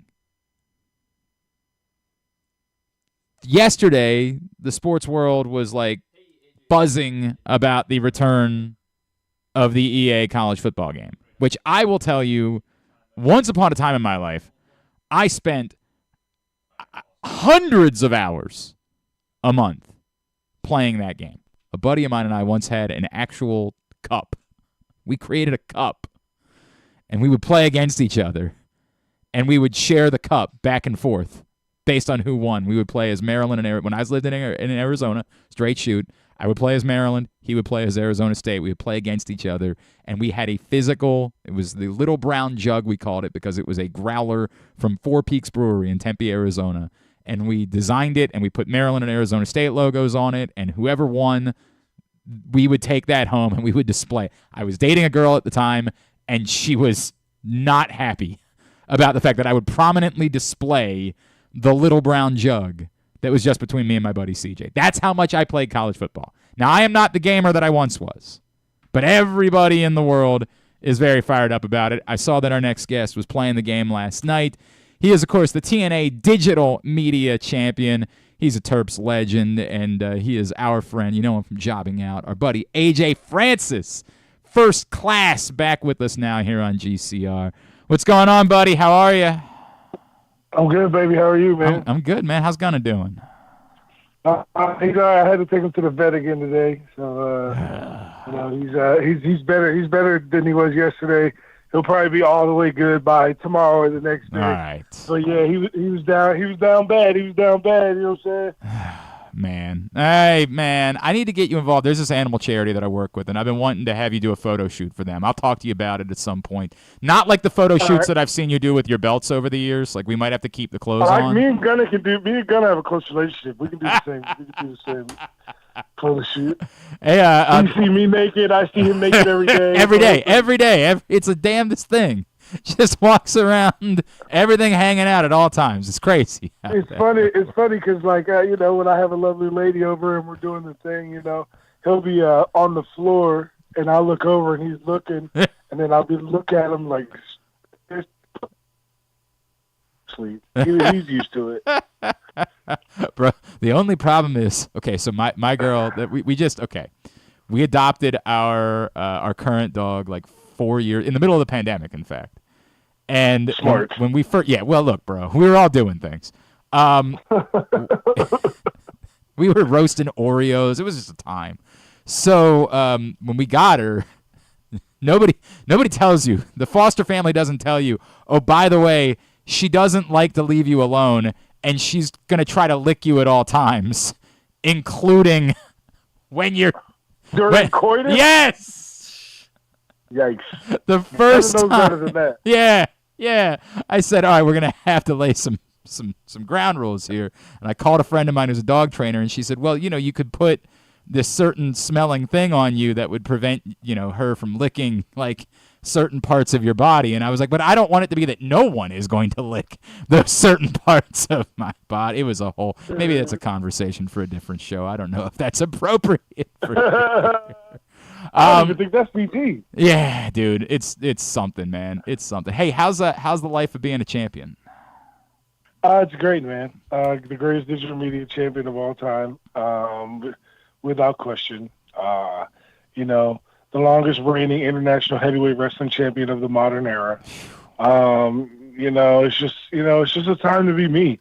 I'm gonna beat the hell out of PCO in his hometown in Montreal. This is so cool. Officially sold out. That's very cool. Very cool. So 4,000 insane Quebecers are going to get to see me beat up their grandfather. Right. What is he, 100 years old? My God, man. What are we even doing? What do we even do? You actually feel like it might be elder abuse? It's not abuse if he likes it. That's true. He is kind of a psychopath in that way.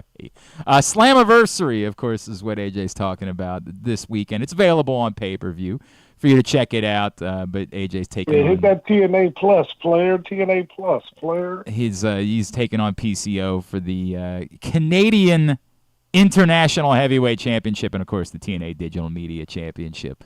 All right, so the reason why I called you is because I saw last night on Twitch that you were playing college football. Yeah. And as you know, I'm not a big gamer, other than, of course, when we were playing Rock Band and I was kicking everyone's ass a few years ago down in Orlando. Yeah, no. It was me, and I think I destroyed everyone, if I remember correctly. Other than I think it was me and Brent's young son. I think that was the way that it was going. We were just kicking everyone's ass in Rock Band. If I remember it correctly, and my memory might be foggy from that trip, but if I remember it I'm sure it was. Yeah, it was a little foggy from that trip. I am not the gamer that I once was, but I am telling you, dude, I played college football for hours upon hours upon hours at a time. Take me back to, like, when you were in school, did you do the bit where you bought the game and put your own name on your obvious character within the game?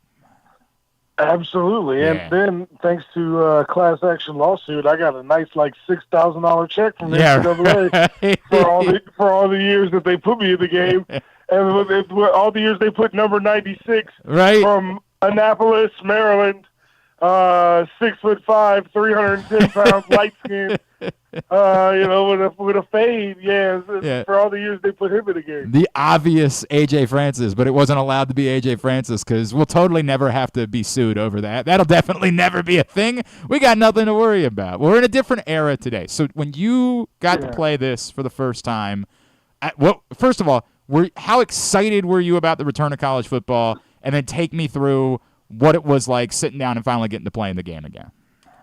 Man, it's been great. I've been playing it. I played it yesterday for like 12 hours. I played a bunch of my buddies. So I'm in a league, right? So I got my FIFA. Yeah, league you're because for those that don't know, you are a champion. You're a world FIFA champion. World champion FIFA player. Yes. We played the Division I title game against the number 1 team in the world and beat them. We are world champion FIFA players. Okay, this ain't a game. This is for real. So, and obviously a bunch of guys on my team are like Brent Grimes in the NFL. Who? Former Baltimore Raven Will Davis also. Oh, I love Will Davis. What a great dude. Yeah, Will Davis. Will Davis, great guy. We played together in Miami, and we've been friends for a long time because of that. He's on the team too. But there's a bunch of NFL guys, a bunch of other people like 3-0 Black, the rapper. Hang on a second. I'm gonna steal a bit from another show I do. It's time for AJ's life is different than yours. And now, here to tell us why his life is not the same as yours is AJ.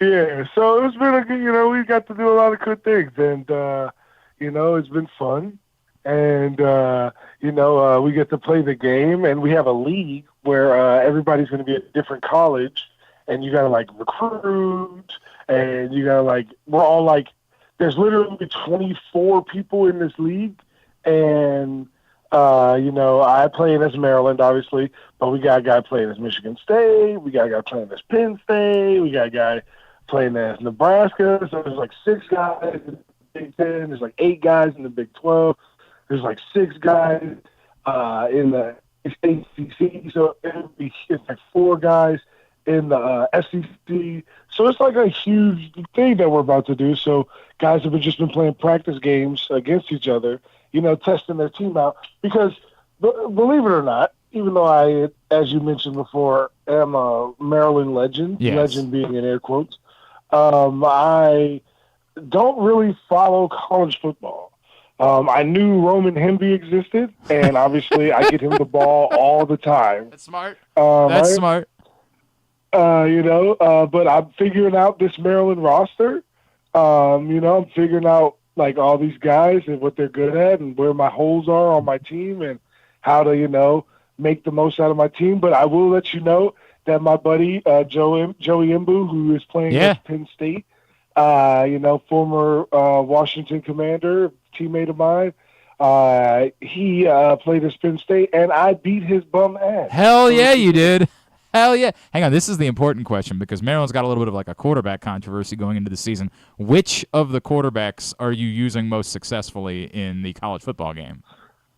Well, I've only ever used 9 because... That's Billy Edwards. That's the dual threat. Billy Edwards. Yep, that's the dual threat. That's the guy that's thought of as a little bit more of a runner, but I'm starting to think has the inside pole position to be the starting quarterback this season. And it's hilarious because when was the last time that there was a quarterback controversy and the white guy was the dual threat? That is a really good point, bro. My God. Holy crap. Hang on a second. No. There's one. You know the one. It's when Florida went with a 2 quarterback system, and it was Tim Tebow and Chris Leak. That's the last time in the history of football. It's been a long. What is that? 06, something like that. Yeah. The last time. It's been a while. Right. So, I've been playing with Billy Edwards, and but apparently Malik's coming in, and hopefully they update the rosters. Bro. They update the rosters, but he can't get there till when? I don't know. Next year. In the summer. Yeah. So, he might win it out in camp, brother. You never know, man. No, he can't. He signs another year in high school. He's not. He's got to go back to Spalding this year, and then he'll be there next year. So. I thought he was a senior. Okay. No. He's got one more year before he's at Maryland. So they're gonna have to go with one of these cats. But I think it's gonna be. I'm starting to believe, and the veterans really like Billy, and the more guys I talk to, I feel like he's got the upper hand on that job. All right, so okay. I remember, it's funny that you go with the dual threat. We're chatting with AJ Francis. We're reviewing, of course, college football in EA Sports. It's back this week. I remember in the college game specifically, we all remember that Michael Vick was a cheat code in Madden.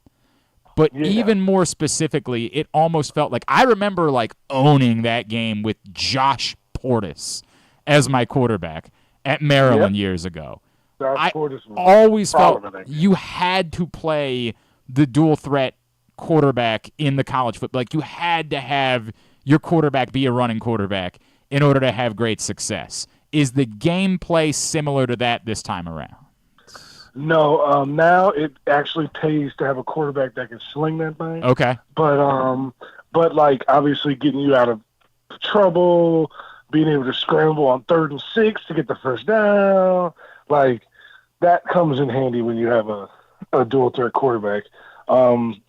You know, Billy's actually not a bad thrower in the game. A lot of the bad throws that he makes are because I'm putting him in bad positions. You know, I'll own up to that. You know, when he's got his feet set and he can throw the ball, he's slinging that thing. So, you know what I'm saying? More power to the brother. Anything that's particularly different that you remember from like, you know, again, 15 at this point, basically 15 years ago? I mean, the graphics obviously are way better. Well, other than for Jackson like Dart, gameplay, I don't know if anybody saw this yesterday. Jackson Dart, the Ole Miss quarterback, like I think has like a mullet and facial hair in the game, and he's just like, what? Like, where did this come from? But everybody else. I saw some video on TikTok where a guy was like, there's this dude at ECU who's like the 4th string quarterback, and he was a 12 overall. That's rough, bro. He was like, yo, what did this guy do? These people? Right. Dude, that's hard. But nah, man, it's like I don't really remember the gameplay from 11 years ago, but I mean, I've done a lot of No. I've done a lot of Snoop Dogg's and Wiz. No. You? That seems so unlikely. I'm so surprised by that. You know, but I've done a few of the things. But it's worth. You're saying that like if you love the college football game, you're probably going to end up finding yourself spending exactly as much time as you did 15 years ago playing the game at this point. It depends. You know, I did my first game that I played online. I played my first game I played online. I played a guy who from Texas A&M, who graduated from Texas A&M in the 90s, early 90s. He said. And I beat the life out of him because he doesn't really play video games. You know, this is not a game you just pick up and think you're going to be good at. Yeah, this is why just because you played 15 years ago. I cannot pretend like it's going to be the same for me. There's no way. I don't even know that I'm going to be able to get back into it. I just don't play games anymore, bro. Like it's just over for me. Like so I can't. You're looking for the Maryland walking through the tunnel and slapping the turtle and all that. The fight song. Yeah. And they even got one of my favorite thing that they had in the game for Maryland on 3rd down like they do. That was a nice little touch. Oh, that's that cool. They added. That's cool. That is cool. I dig that, man. Touch. I dig that. That's a nice little touch. When I had it on, I was playing the guy, that first game, the Texas A&M guy, and it was 3rd down, and I heard dong. I said, yeah. Oh, dang. Yeah, that's dope. That's dope that they put that stuff in. I really, really dig that. All right. So what else is going on in your world? What else is happening these days? Hey, man, I'm just living life as a digital media champion, brother. It's a good time to be me. It's a good You know, I'm very blessed with opportunity after opportunity, and I'm beating the hell out of people. It's a good time, man. I'm so glad. I'm so glad your Euro pick was wrong because I had some money riding on Spain. Oh so my God, dude! Both of my picks went to the finals and lost. Yeah, I'm sick. I know. You're Colombia and England. If that would have, let me tell you something. If that parlay would have hit, Colombia and England both won. Let me tell you something. I put $100 on it, and let me tell you something. I would have won a lot more than $100. What did that? Do you know what it would have paid? What would have that parlay paid? I think it was like $7,500 Oh, for a $100 bet. Oh, that's rough. That's a rough feel. Yeah. Did you look to see what you could cash out for it at all? No, I don't do that. Okay. I don't do that. All right. See, I'm the cash out king. No, I don't do that. I live my life in fear. I am cashing out the moment I have the opportunity to do it, bro. I don't do that shit, bro. It's bad for me, man. Yeah. You know, if I'm making a long-term futures bet, I'm gonna believe it. I mean, you gotta think about it like this. Columbia looked at the whole tournament. Oh my God. So I had never had a problem with them. Columbia hadn't lost in like 6 years or something like that. It was crazy. Yeah. It was crazy. I had never had a problem with Columbia. But England looked terrible in the group stages and barely made it through the quarterfinals. So it was like, I was like, man, I don't know. And then they made it, and then they played their best game in the semifinal. I'm like, yo, are they about to win? Bro, I tell you, man, Spain, they're ridiculous. The kid, what the hell is the kid's name? Yamal? Oh my God, Yamal, man. Yeah. Bro. 16 years old. 16 years old. And the goal that he scored in the semifinals is one of the greatest goals I've ever seen in my life. I've ever seen. In my life. Mind you, when I was 16, I'm not even going to finish this shit. I can't even say what I want to say. Just know when I was 16, I you was were not bang, 100%, bro. I know where you were going. Oh my God, man. They were down.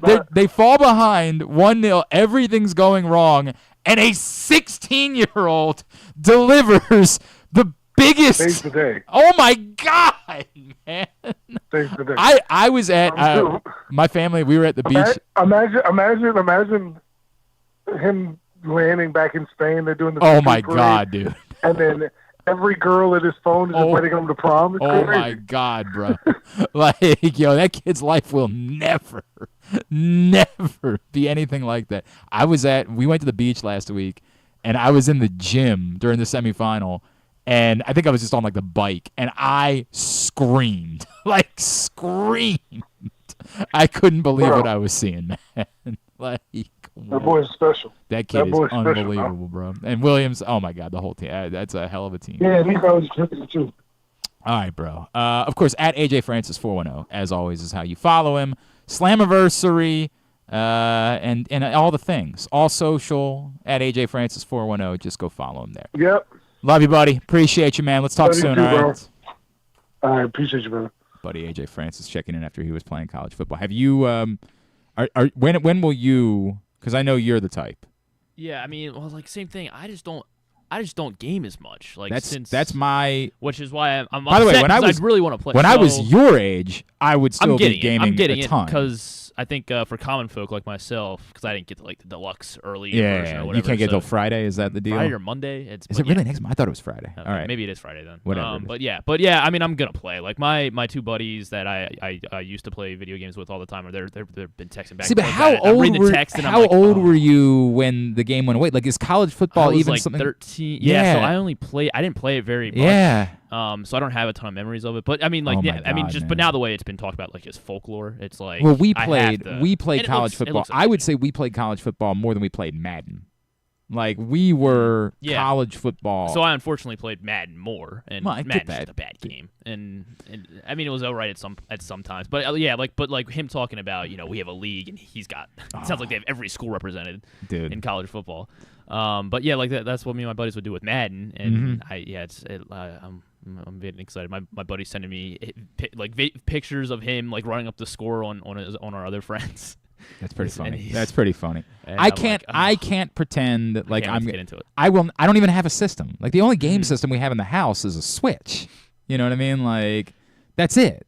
Yeah. Or whatever it is. DS, is that what it's called? It's a Switch. The newest Nintendo is a. Yeah, it's a Nintendo Switch. You sure? I mean, maybe I'm wrong. Maybe that's how outdated Bro, I am. I don't know. The Switch is the thing. Yeah. But are you sure it's still the Switch? Because the Switch was a couple years ago. Yeah, there's like a Nintendo.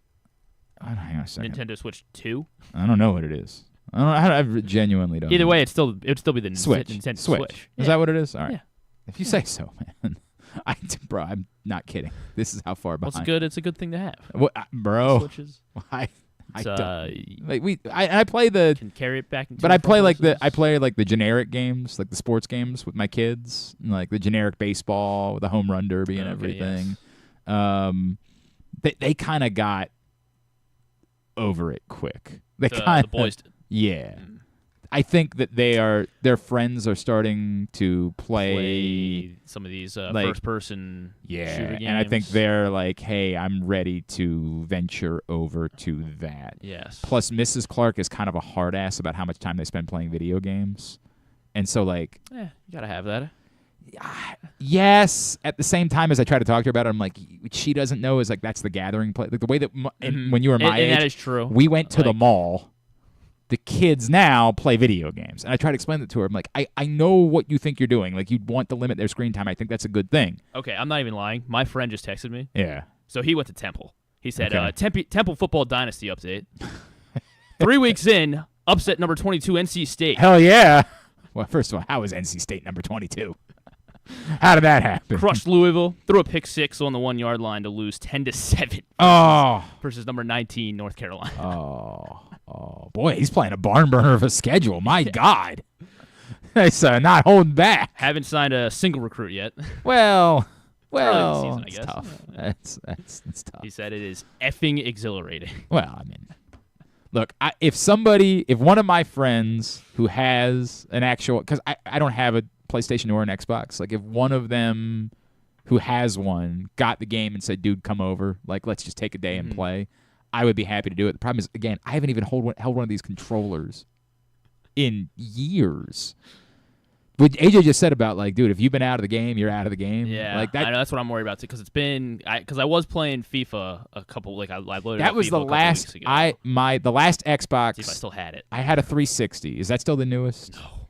It's like Xbox. You have to get like the newest one. That's the problem, right? So you need a PS5 or an Xbox X now. Is that what it's called? Yeah. Jesus. I had a 360. It was a 360, the Xbox One. And my buddy Jimmy and I played when my first son was born. That was like how we made through like those nights. He would come over, we would play FIFA. That was a World Cup version of FIFA. So my son was born in 2015, so I guess Yeah, okay, well, I guess FIFA 15 because they used the prior season. Is that what it was? Yeah. I just remember being a World Cup theme version of FIFA. Although FIFA 14 was like the best FIFA. Was it? I don't know. I don't remember. But we played constantly. Like we played a lot every night for hours. And that was the last time. After my son was like old enough that we couldn't just, because like when your first kid's born, you're in like a state of emergency for a little while. You don't know what you're doing. Like you just don't go out like at all. You just stay home with the kid and like watch it, like do something. Yeah, right. Everybody holds it and like it's a pure state of emergency for a little while. And so my buddy Jimmy was coming over a lot to help with the state of emergency. Like it was a whole thing. We invented a game where we were throwing footballs into the crib. Like it was a time, man. But he was helping. It was great. We liked having him around, but I really liked having him around because we would just play FIFA. And the Orioles were good, but not, that. But we just played FIFA constantly. But that's the last. Since then, I have not gamed at all. Does AJ like stream his FIFA? Oh yeah, Twitch. Okay, all right, yeah. Good. I think he's got a Twitch channel. He's a world champion FIFA player. Yeah, that's legitimate. Because there's like 10 divisions, so you like start on Division 10. So him saying he's Division 1, like that's what me and my buddy, like we would get promoted from like Division 8 to like 7 one time, and we were like losing your minds. Let's go. Right. Dude, when we would just finish a cross, cross the ball in and head. Oh my God, we did it! This is the thing. Doing the celebrations in real life, obviously. Yeah. Oh, it was a whole. My wife would be screaming, "You're gonna wake up the baby!" Then it's worth it. He needs to see this. Yeah, 100%. We just get Old Bay cheese curls and play FIFA for hours. Just whatever beer we had. Like, it was a time, bro. But that's it. That's the last time I've gamed. And that's been, my son's now 9. So almost 10. Yeah. Like, it's been legitimately a decade since I've gamed. And not just since I've gamed regularly, but I went, like, cold turkey. Like, it was that era of playing FIFA to nothing. Nothing at all.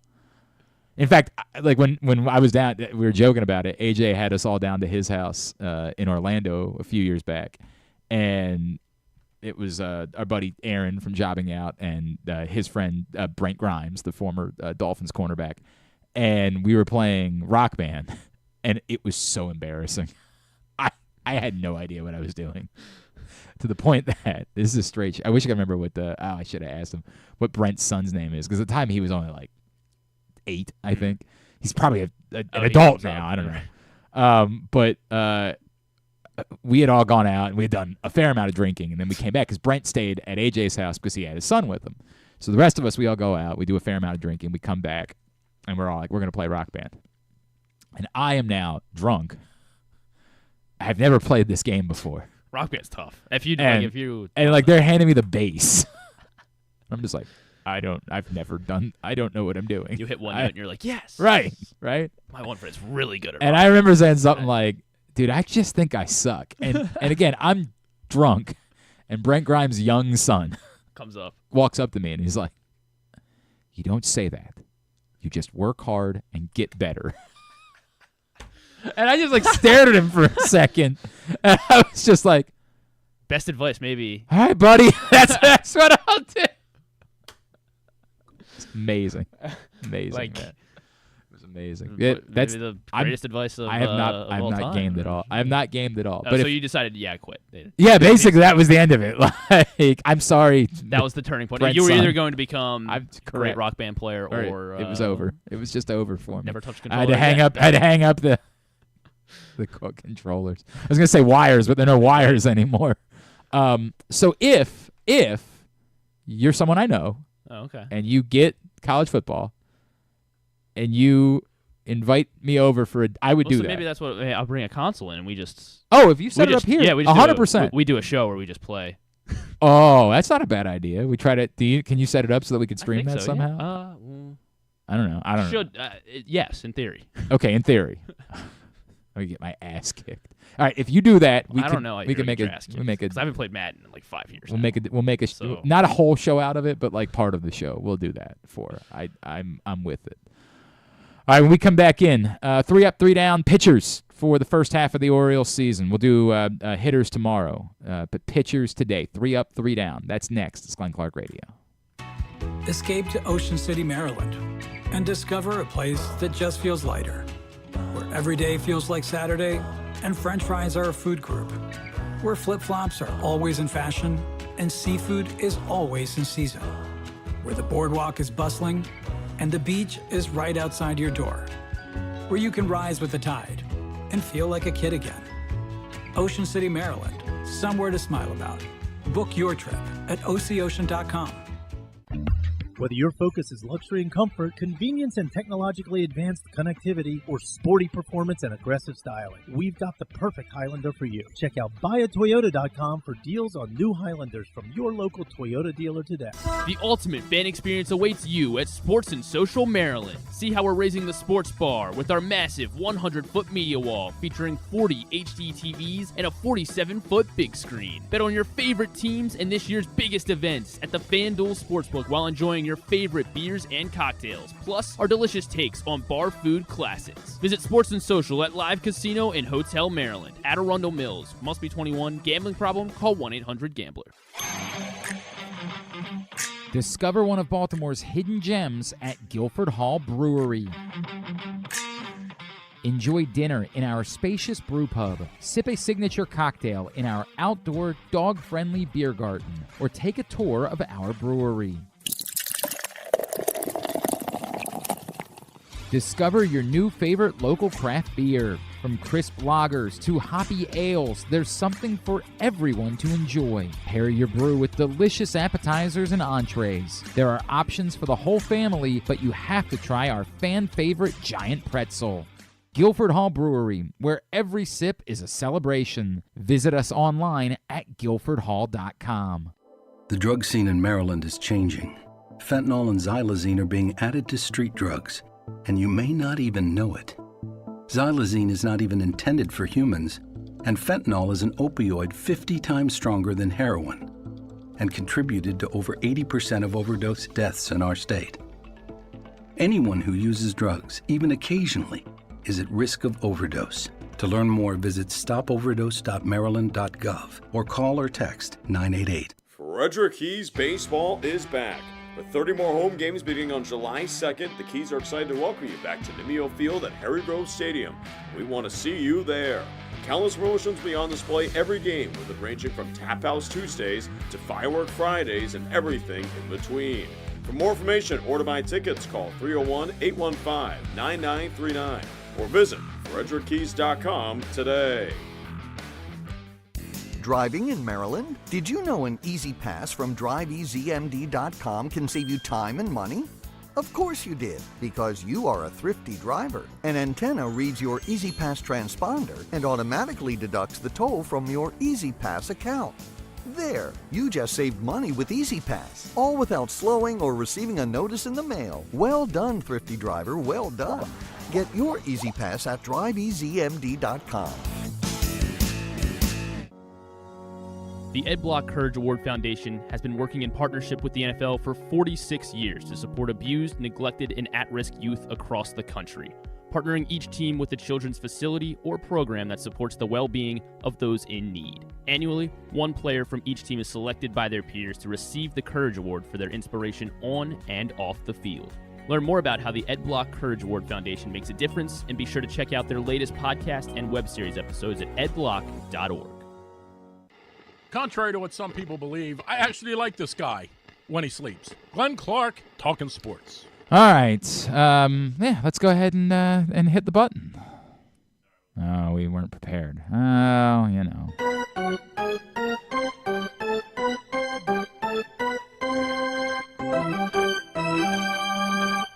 Three up. And 3 down. So excited about this. 3 up and 3 down. We're going to do this today for pitchers. Tomorrow we'll do it for position players, the Orioles' first half. By the way, the rule that I said, you can put someone on both lists, and I nearly did that. I almost did that on this one. We'll see where we get for tomorrow, but ended up just going with 3 guys on the up list, 3 guys on the down list. 3 up and 3 down is brought to you by County Sports Zone, always churning out content all summer long at countysports.zone. Yes, during the year, it's the place to get all of the scores. Every score from every high school sporting event is reported there, but news, information, previews for the fall. They're doing some look-backs on stories that you might have missed during this past high school sports season. It's all available, countysports.zone, proudly sponsored by your local Toyota dealer and buyatoyota.com. All right, 3 up. My number 3. Originally, I just wrote down what I thought my list was going to be before I dug into the numbers a little bit more, and I originally had him at number 2, but I ended up bumping him to number 3. Grayson Rodriguez is number 3. It's sort of reflective of what I talked about yesterday, that every 4th or 5th start has been an issue. It's also reflective of the fact that we're viewing Grayson Rodriguez through the prism of we want him to be a second ace. And he's been a viable number 2. I did the math. I checked it out at Fangraphs. Most of his numbers back up that he's somewhere in the 40 to 55 range of starting pitchers in baseball, which, again, if you do that math amongst 30 teams, that's every ounce the viable number 2. The problem is a lot of those teams are bad. You'd like for a good team to have their second starting pitcher be more like in the edge of the 20s. And his numbers just kind of aren't that. They're not bad. They're just not, in the territory of being an ace. The only number where he's in that territory is strikeouts per 9 innings, where he's 10.1 strikeouts per 9 innings. That's the 15th best in all of baseball among starters this season. That's outstanding. But, numbers like WHIP, where it's not bad. A 1.24 WHIP is not bad at all. But if you want to be a top-notch pitcher, you'd sort of like that to be in the range of 1.1. 1.24 right now is good for 47th among all starting pitchers. Again, there's no problem with that. It's not an issue, but you just kind of like that to be a little bit better. Same thing, ERA-wise, he's 42nd among starting pitchers in baseball. The guys that are right in front of him are Tanner Bybee and Luis Severino. He's got a 3.8 ERA. It's a sub-4 ERA. That's good, but it's not borderline ace. So it's a tough thing. Where in a weird way, I've been slightly disappointed by Grayson Rodriguez, but it's only slightly, and he's still been far more a part of the solution than he has been part of the problem. And so Grayson Rodriguez is third on my list of three. Jacob Webb was my number 3. He's been pretty incredible. Like I just, again, as a guy coming over last year and just pretty much zero expectations, and he's become really the workhorse of this Orioles bullpen since he came to the Orioles. August 9th was when he made his Orioles debut. He has made more appearances than any other pitcher in all of baseball, and part of that is, what we were just talking to Henneman, about that Brandon Hyde likes to use as many pitchers as possible, it seems like. But so that helps a little bit, I guess. But he's been pretty reliable in just about every, because his ERA is, I just clicked it, it's 2.5, right? So I'll tell you that he's number 2 on my list, Jacob Webb. And originally when I wrote it out, it was Grayson 2 and Craig Kimbrell 3. But I ended up, the number that ended up being the difference to me is I dove a little bit more into Jacob Webb's numbers this season, and they're really actually even skewed by one appearance. The one night in Houston where he gave up 2 hits, 2 walks, all of them scored, and he didn't record an out.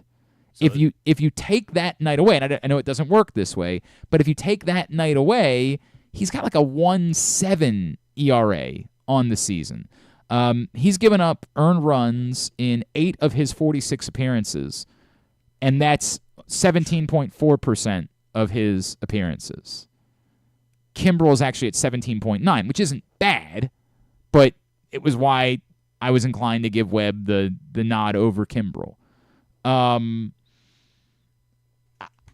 The truth is that Webb's been their most reliable reliever. You're right. Like he has broken away as the guy that you can count on most out of this bullpen.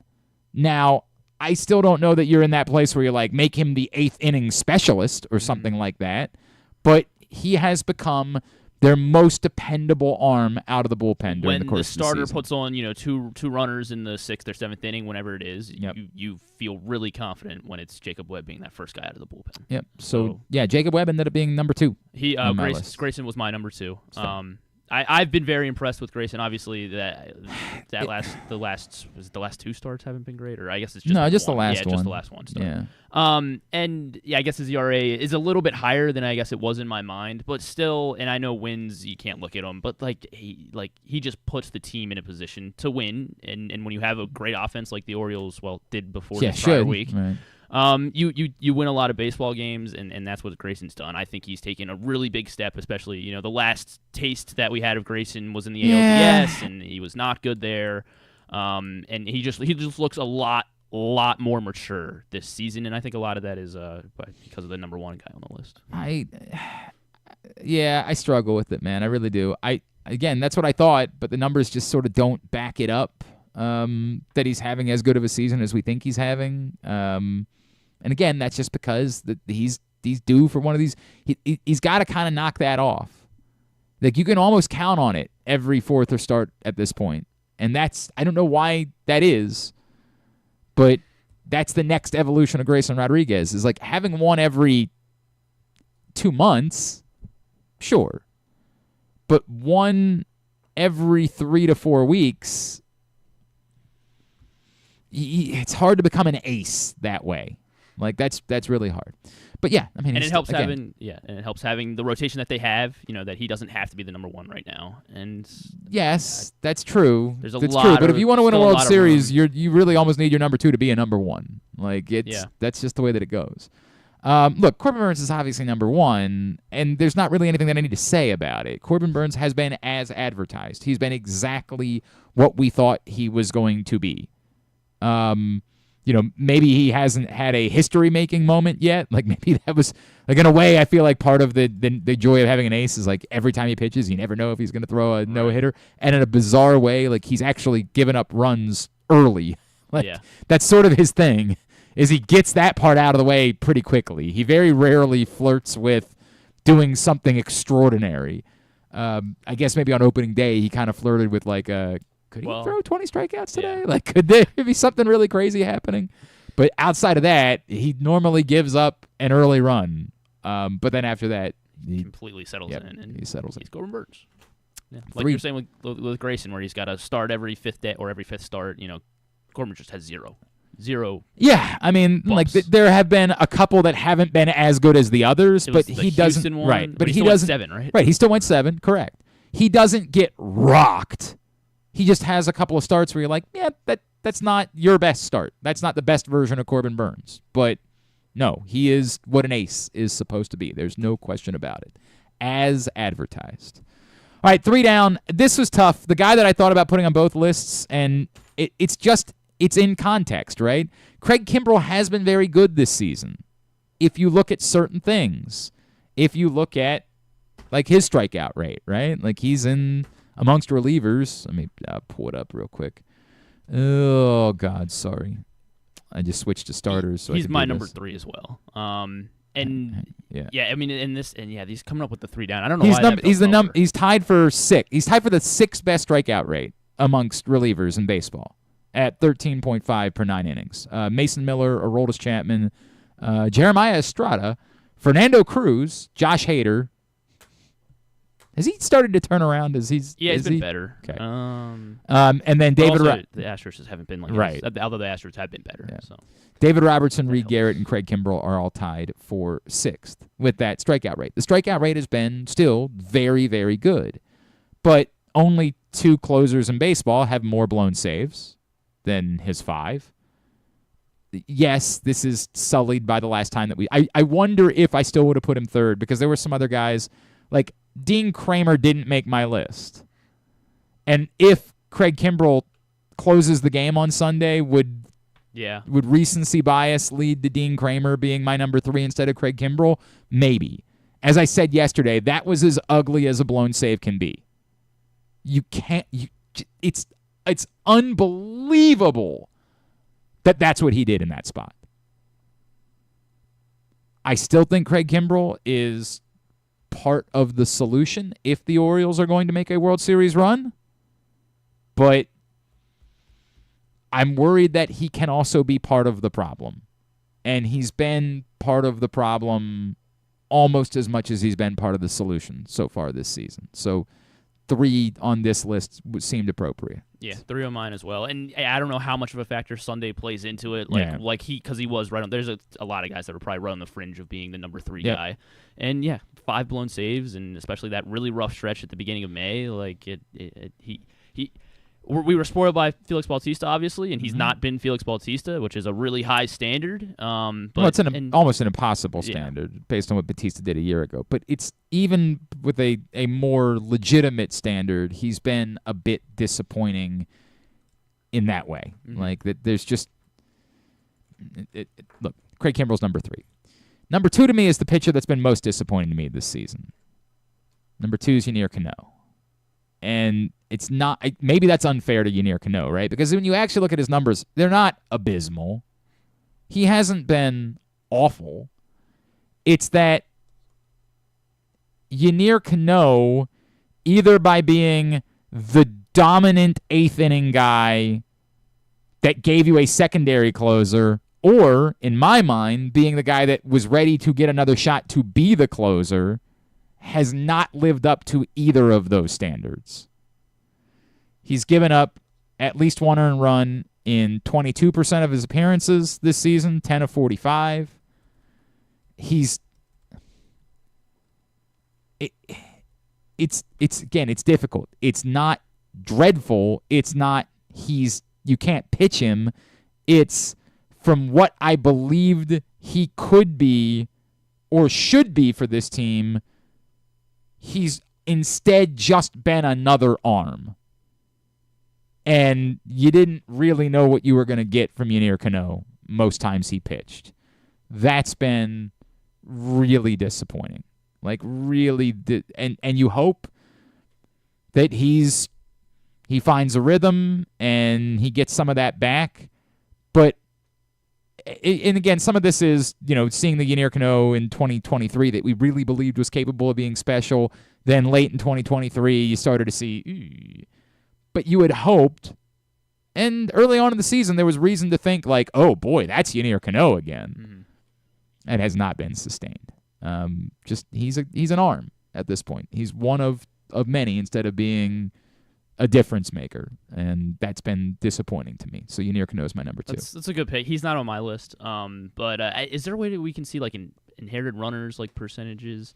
Like I feel like that's the part where like his stats don't suffer as much. It feels like we do bring Cano in to like be that complete stopper, and there are instances where runners come in to score. He's obviously letting up the home runs. He's only let up 5, but it feels like a lot, especially for a late inning reliever. I went with Dylan Tate as my number 2 here. He's been very, very disappointing. Yeah, and he avoided my wrath in part because it's almost like it's not I didn't fair. have the same. Like, Dylan Tate to me was found money this season, right? Like, when everybody kept saying, well, what if Dylan Tate becomes what Dylan Tate? And maybe that's what I bought into Okay. too much coming into the season, was like, all right, I mean, if they're not making any more moves, they must really like, Dylan Tate, or they really like what they're seeing out of Cano, Webb, whatever, more of these guys. And, who knows what this conversation sounds like if Danny Coulomb continued to stay healthy.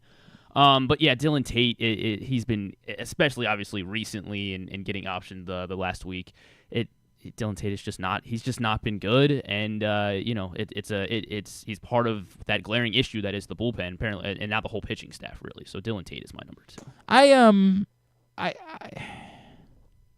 He's been really disappointing. There's no getting around that. He's been really disappointing, but it's just the expectation thing for me that probably is the difference here. I had very high expectations for Yennier Cano. I had no idea what Dylan Tate was going to be coming back this season. To me, number 1 is difficult because number 1 has been really, really helpful for a big stretch of the first half of the season.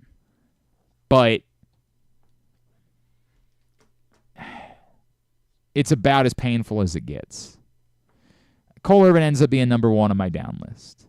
And you can't ignore the fact that stretch happened. The 8 starts of 2 or fewer earned runs, that was real. There was a time where we had to acknowledge that he was pitching like a guy that could be in Cy Young conversation.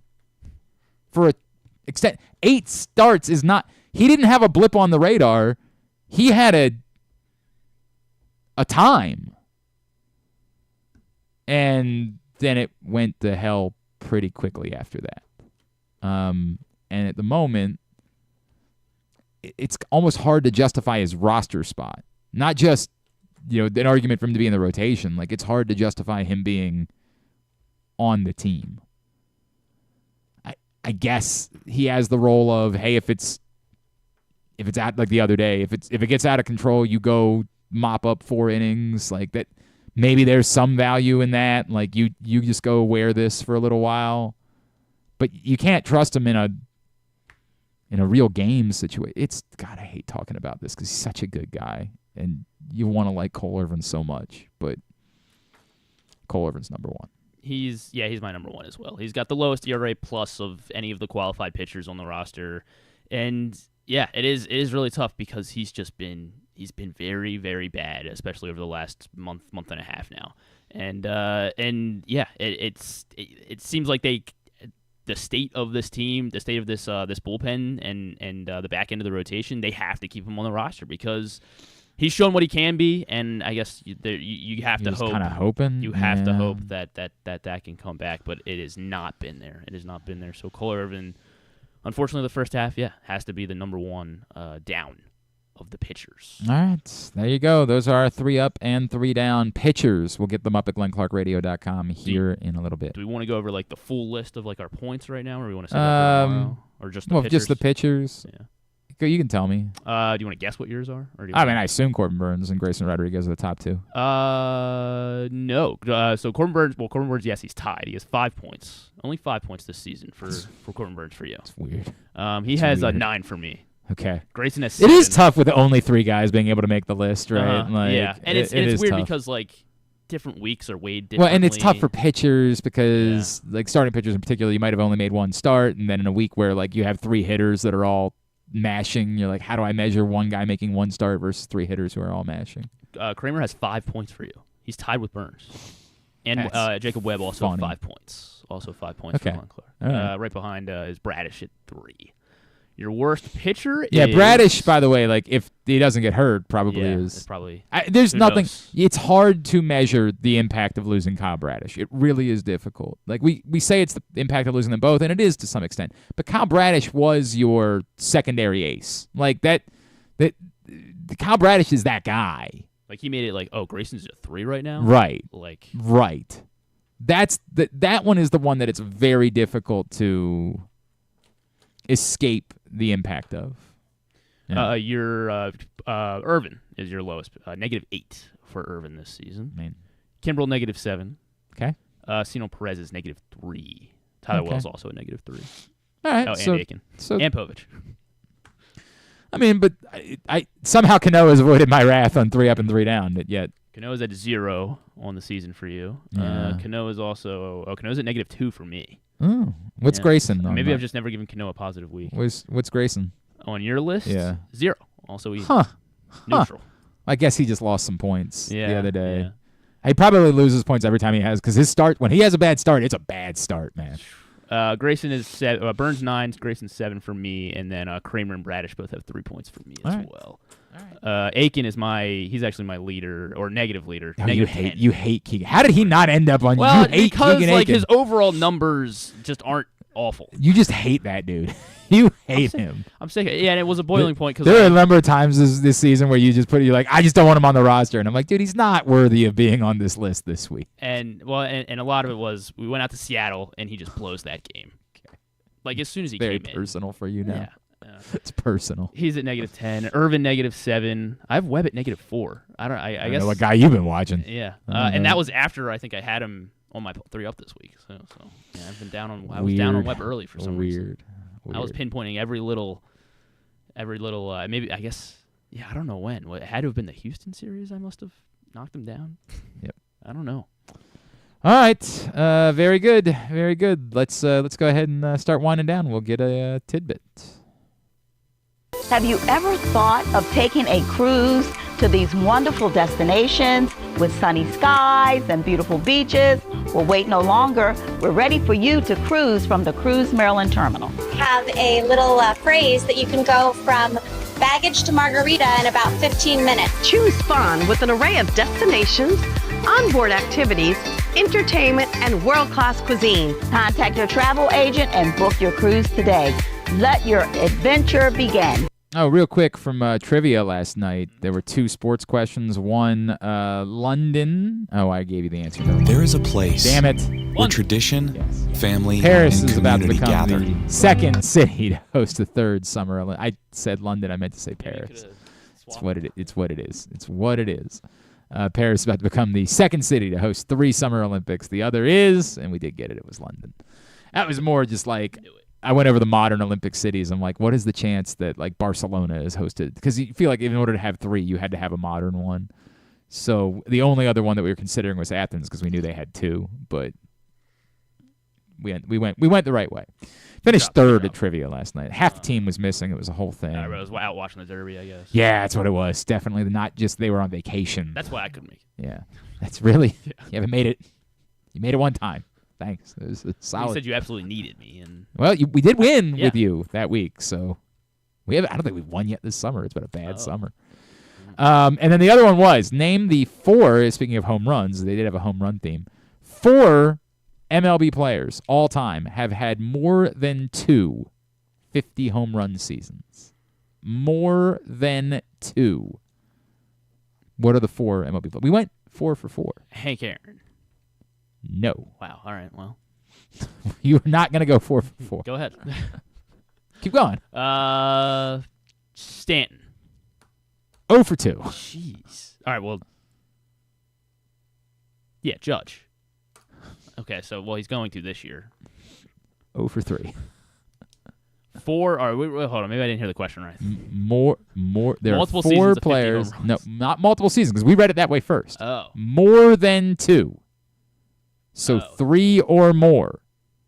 More than 2. McGuire. When I read it at first as 2 or more, and I was like, well, but we got it. McGuire, yes, is on the list. Sosa. Sosa, of course, is on the list. Because Bonds, because I remember because we like do this, and like Bonds has that 70, has the 70 plus, and then I don't think he did 50. I don't think he did 50 ever. Like outside the 70 year. I'm not gonna say Bonds, although I've been wrong 3 times. So Barry Bonds. Definitely not Barry Bonds, who famously did not have a 50 home run season other than the 73 home run season.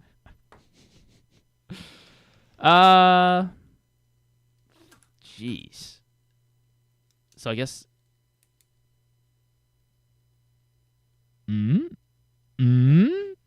why is this? Willie Mays. Not Willie Mays. A-Rod. A-Rod, yes. So there's one more. There is one more. You got 3. McGuire, Sosa, A-Rod. So he did steroids, whoever it is. I don't think it was. Yeah, it wasn't Jose Bautista. He didn't do it 3 times. It wasn't Jose Bautista.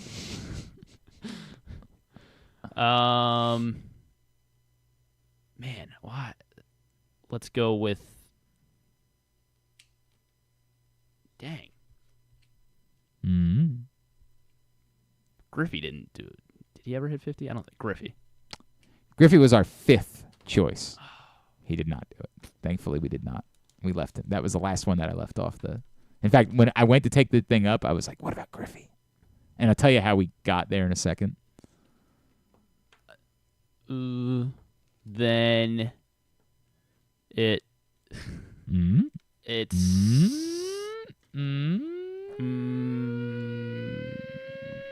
Gary Sheffield. No. Darn. That's because it's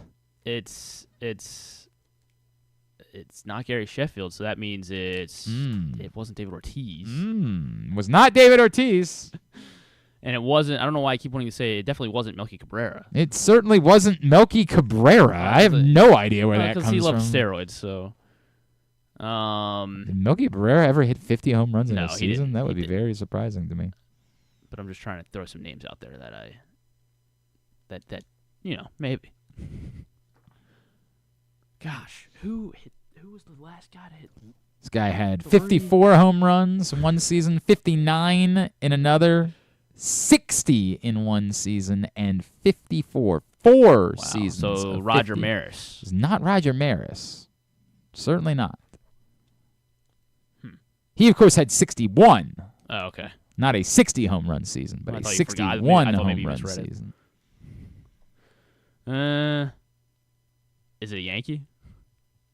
Babe Ruth. Babe Ruth. Son of a gun.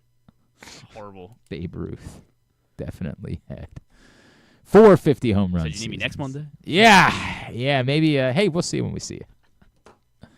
We were working with Mike Griffey. Then I was like, okay, because the reason why we knew Aaron, because Aaron just played for so long. Some of these guys played for so long that they just. Willie Mays played for 23 years, something like that. Like their home run total did not. If they had more 50 home run seasons, they would have hit 800 home runs. So we were trying to find like guys that went through injuries or things like that shortened. And that's why Griffey became. So I was like, oh crap, could it be Griffey because he hit so many home runs, but had his career shortened a little bit due to injury, but.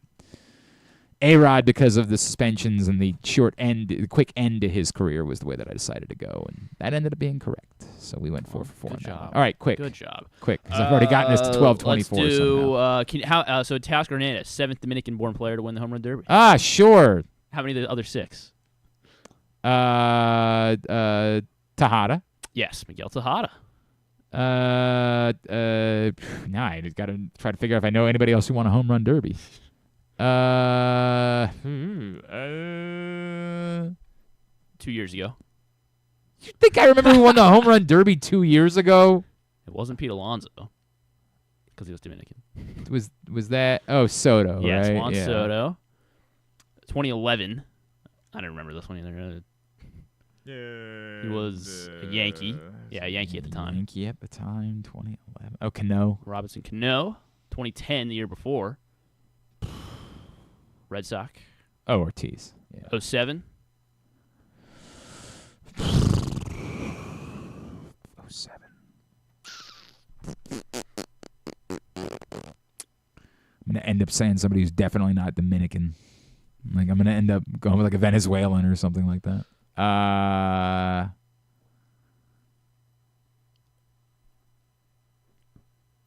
Sosa? So not in 07, but Sosa won it in 2000. Oh, so okay. that counts. Oh, right. That was that the one in Atlanta? Yeah, that was that's the only home run derby that ever meant anything to me, because like Sosa was pumping them into like the top of the upper deck in Atlanta, and you're just like, what am I watching? So that's how we saved the home run derby? Steroids? Maybe? Yes, 1,000%. Orioles legend won it in 07. Not an Oriole, but later became an Orioles. Oh, Vlad. Vlad Senior. Yes. Vlad. And well, then, Sammy Sosa also an Orioles legend. Show some respect, though. Also, there was only two shortstops that ever won the home run derby. Yeah, it was Cal and Tejada. Yes. Yeah, Cal both Orioles. So that's why I was certain Gunnar was going to win it last night. I saw that on the broadcast. We did right before you left the women to win the French Wimbledon double. Right. Alcaraz joins the men. Joins the list. He is the sixth to do it. 5 other men have done it. Djokovic. Yes, Djokovic won it. Did it in 2021. Nadal did it twice. 2008 and 2010. The funny thing is, I actually don't know. Now it gets tricky.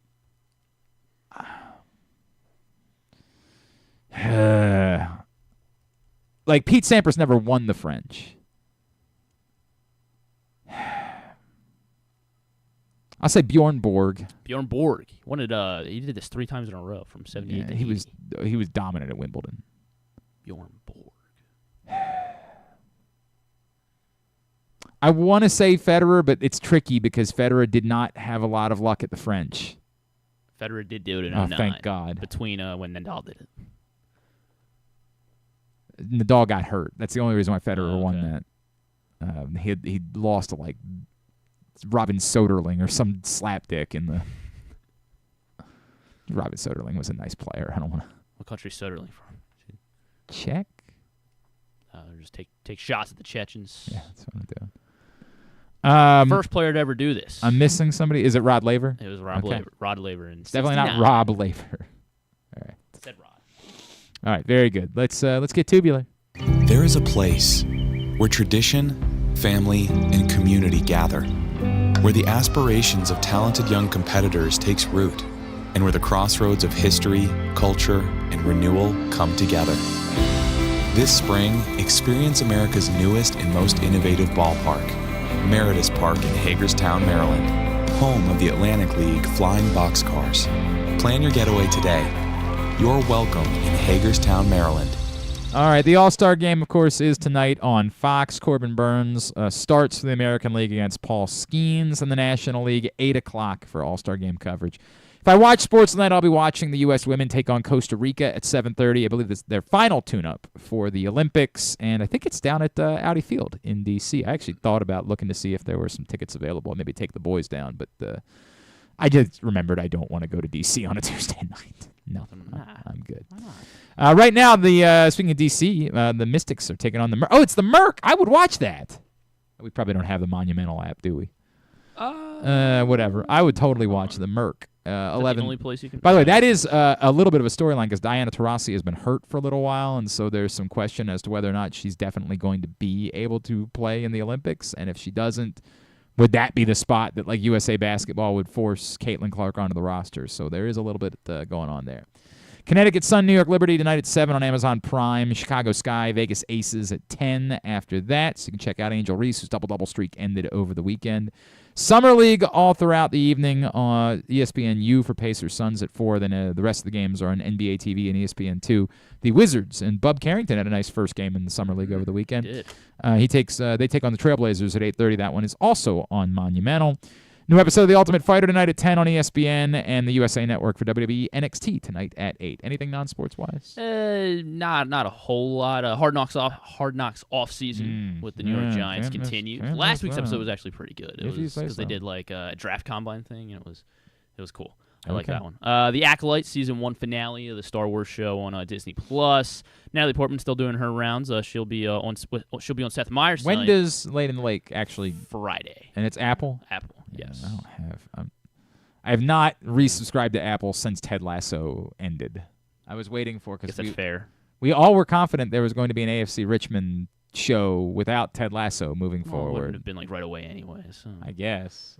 Noah Kahan and Natalie Portman. Ooh, it's Noah Kahan, but I'm a big fan. Yeah, same thing. I'm a big fan. Let's see. Celebrity Family Feud's back. Golden Bachelor versus Bachelor Nation on Celebrity Family Feud. Sure. If you want to watch that instead of sports. Sure. Instead of the All-Star Game. I have a Judge Steve Harvey's back on ABC. If you say so. And Lisa Kudrow and Sam Richardson will be on. What are they doing a buddy cop picture? No, not together. Unfortunately, she's in another Apple TV show. Lisa Kudrow is. It looks like a kid show actually. And then Sam Richardson's in this new Sausage Party show. Is it like a play on the movie? Yes, yeah. I don't know. It's on Prime Video. It didn't look good. But yeah. All right, very good. Those are. I think that's everything. Yeah.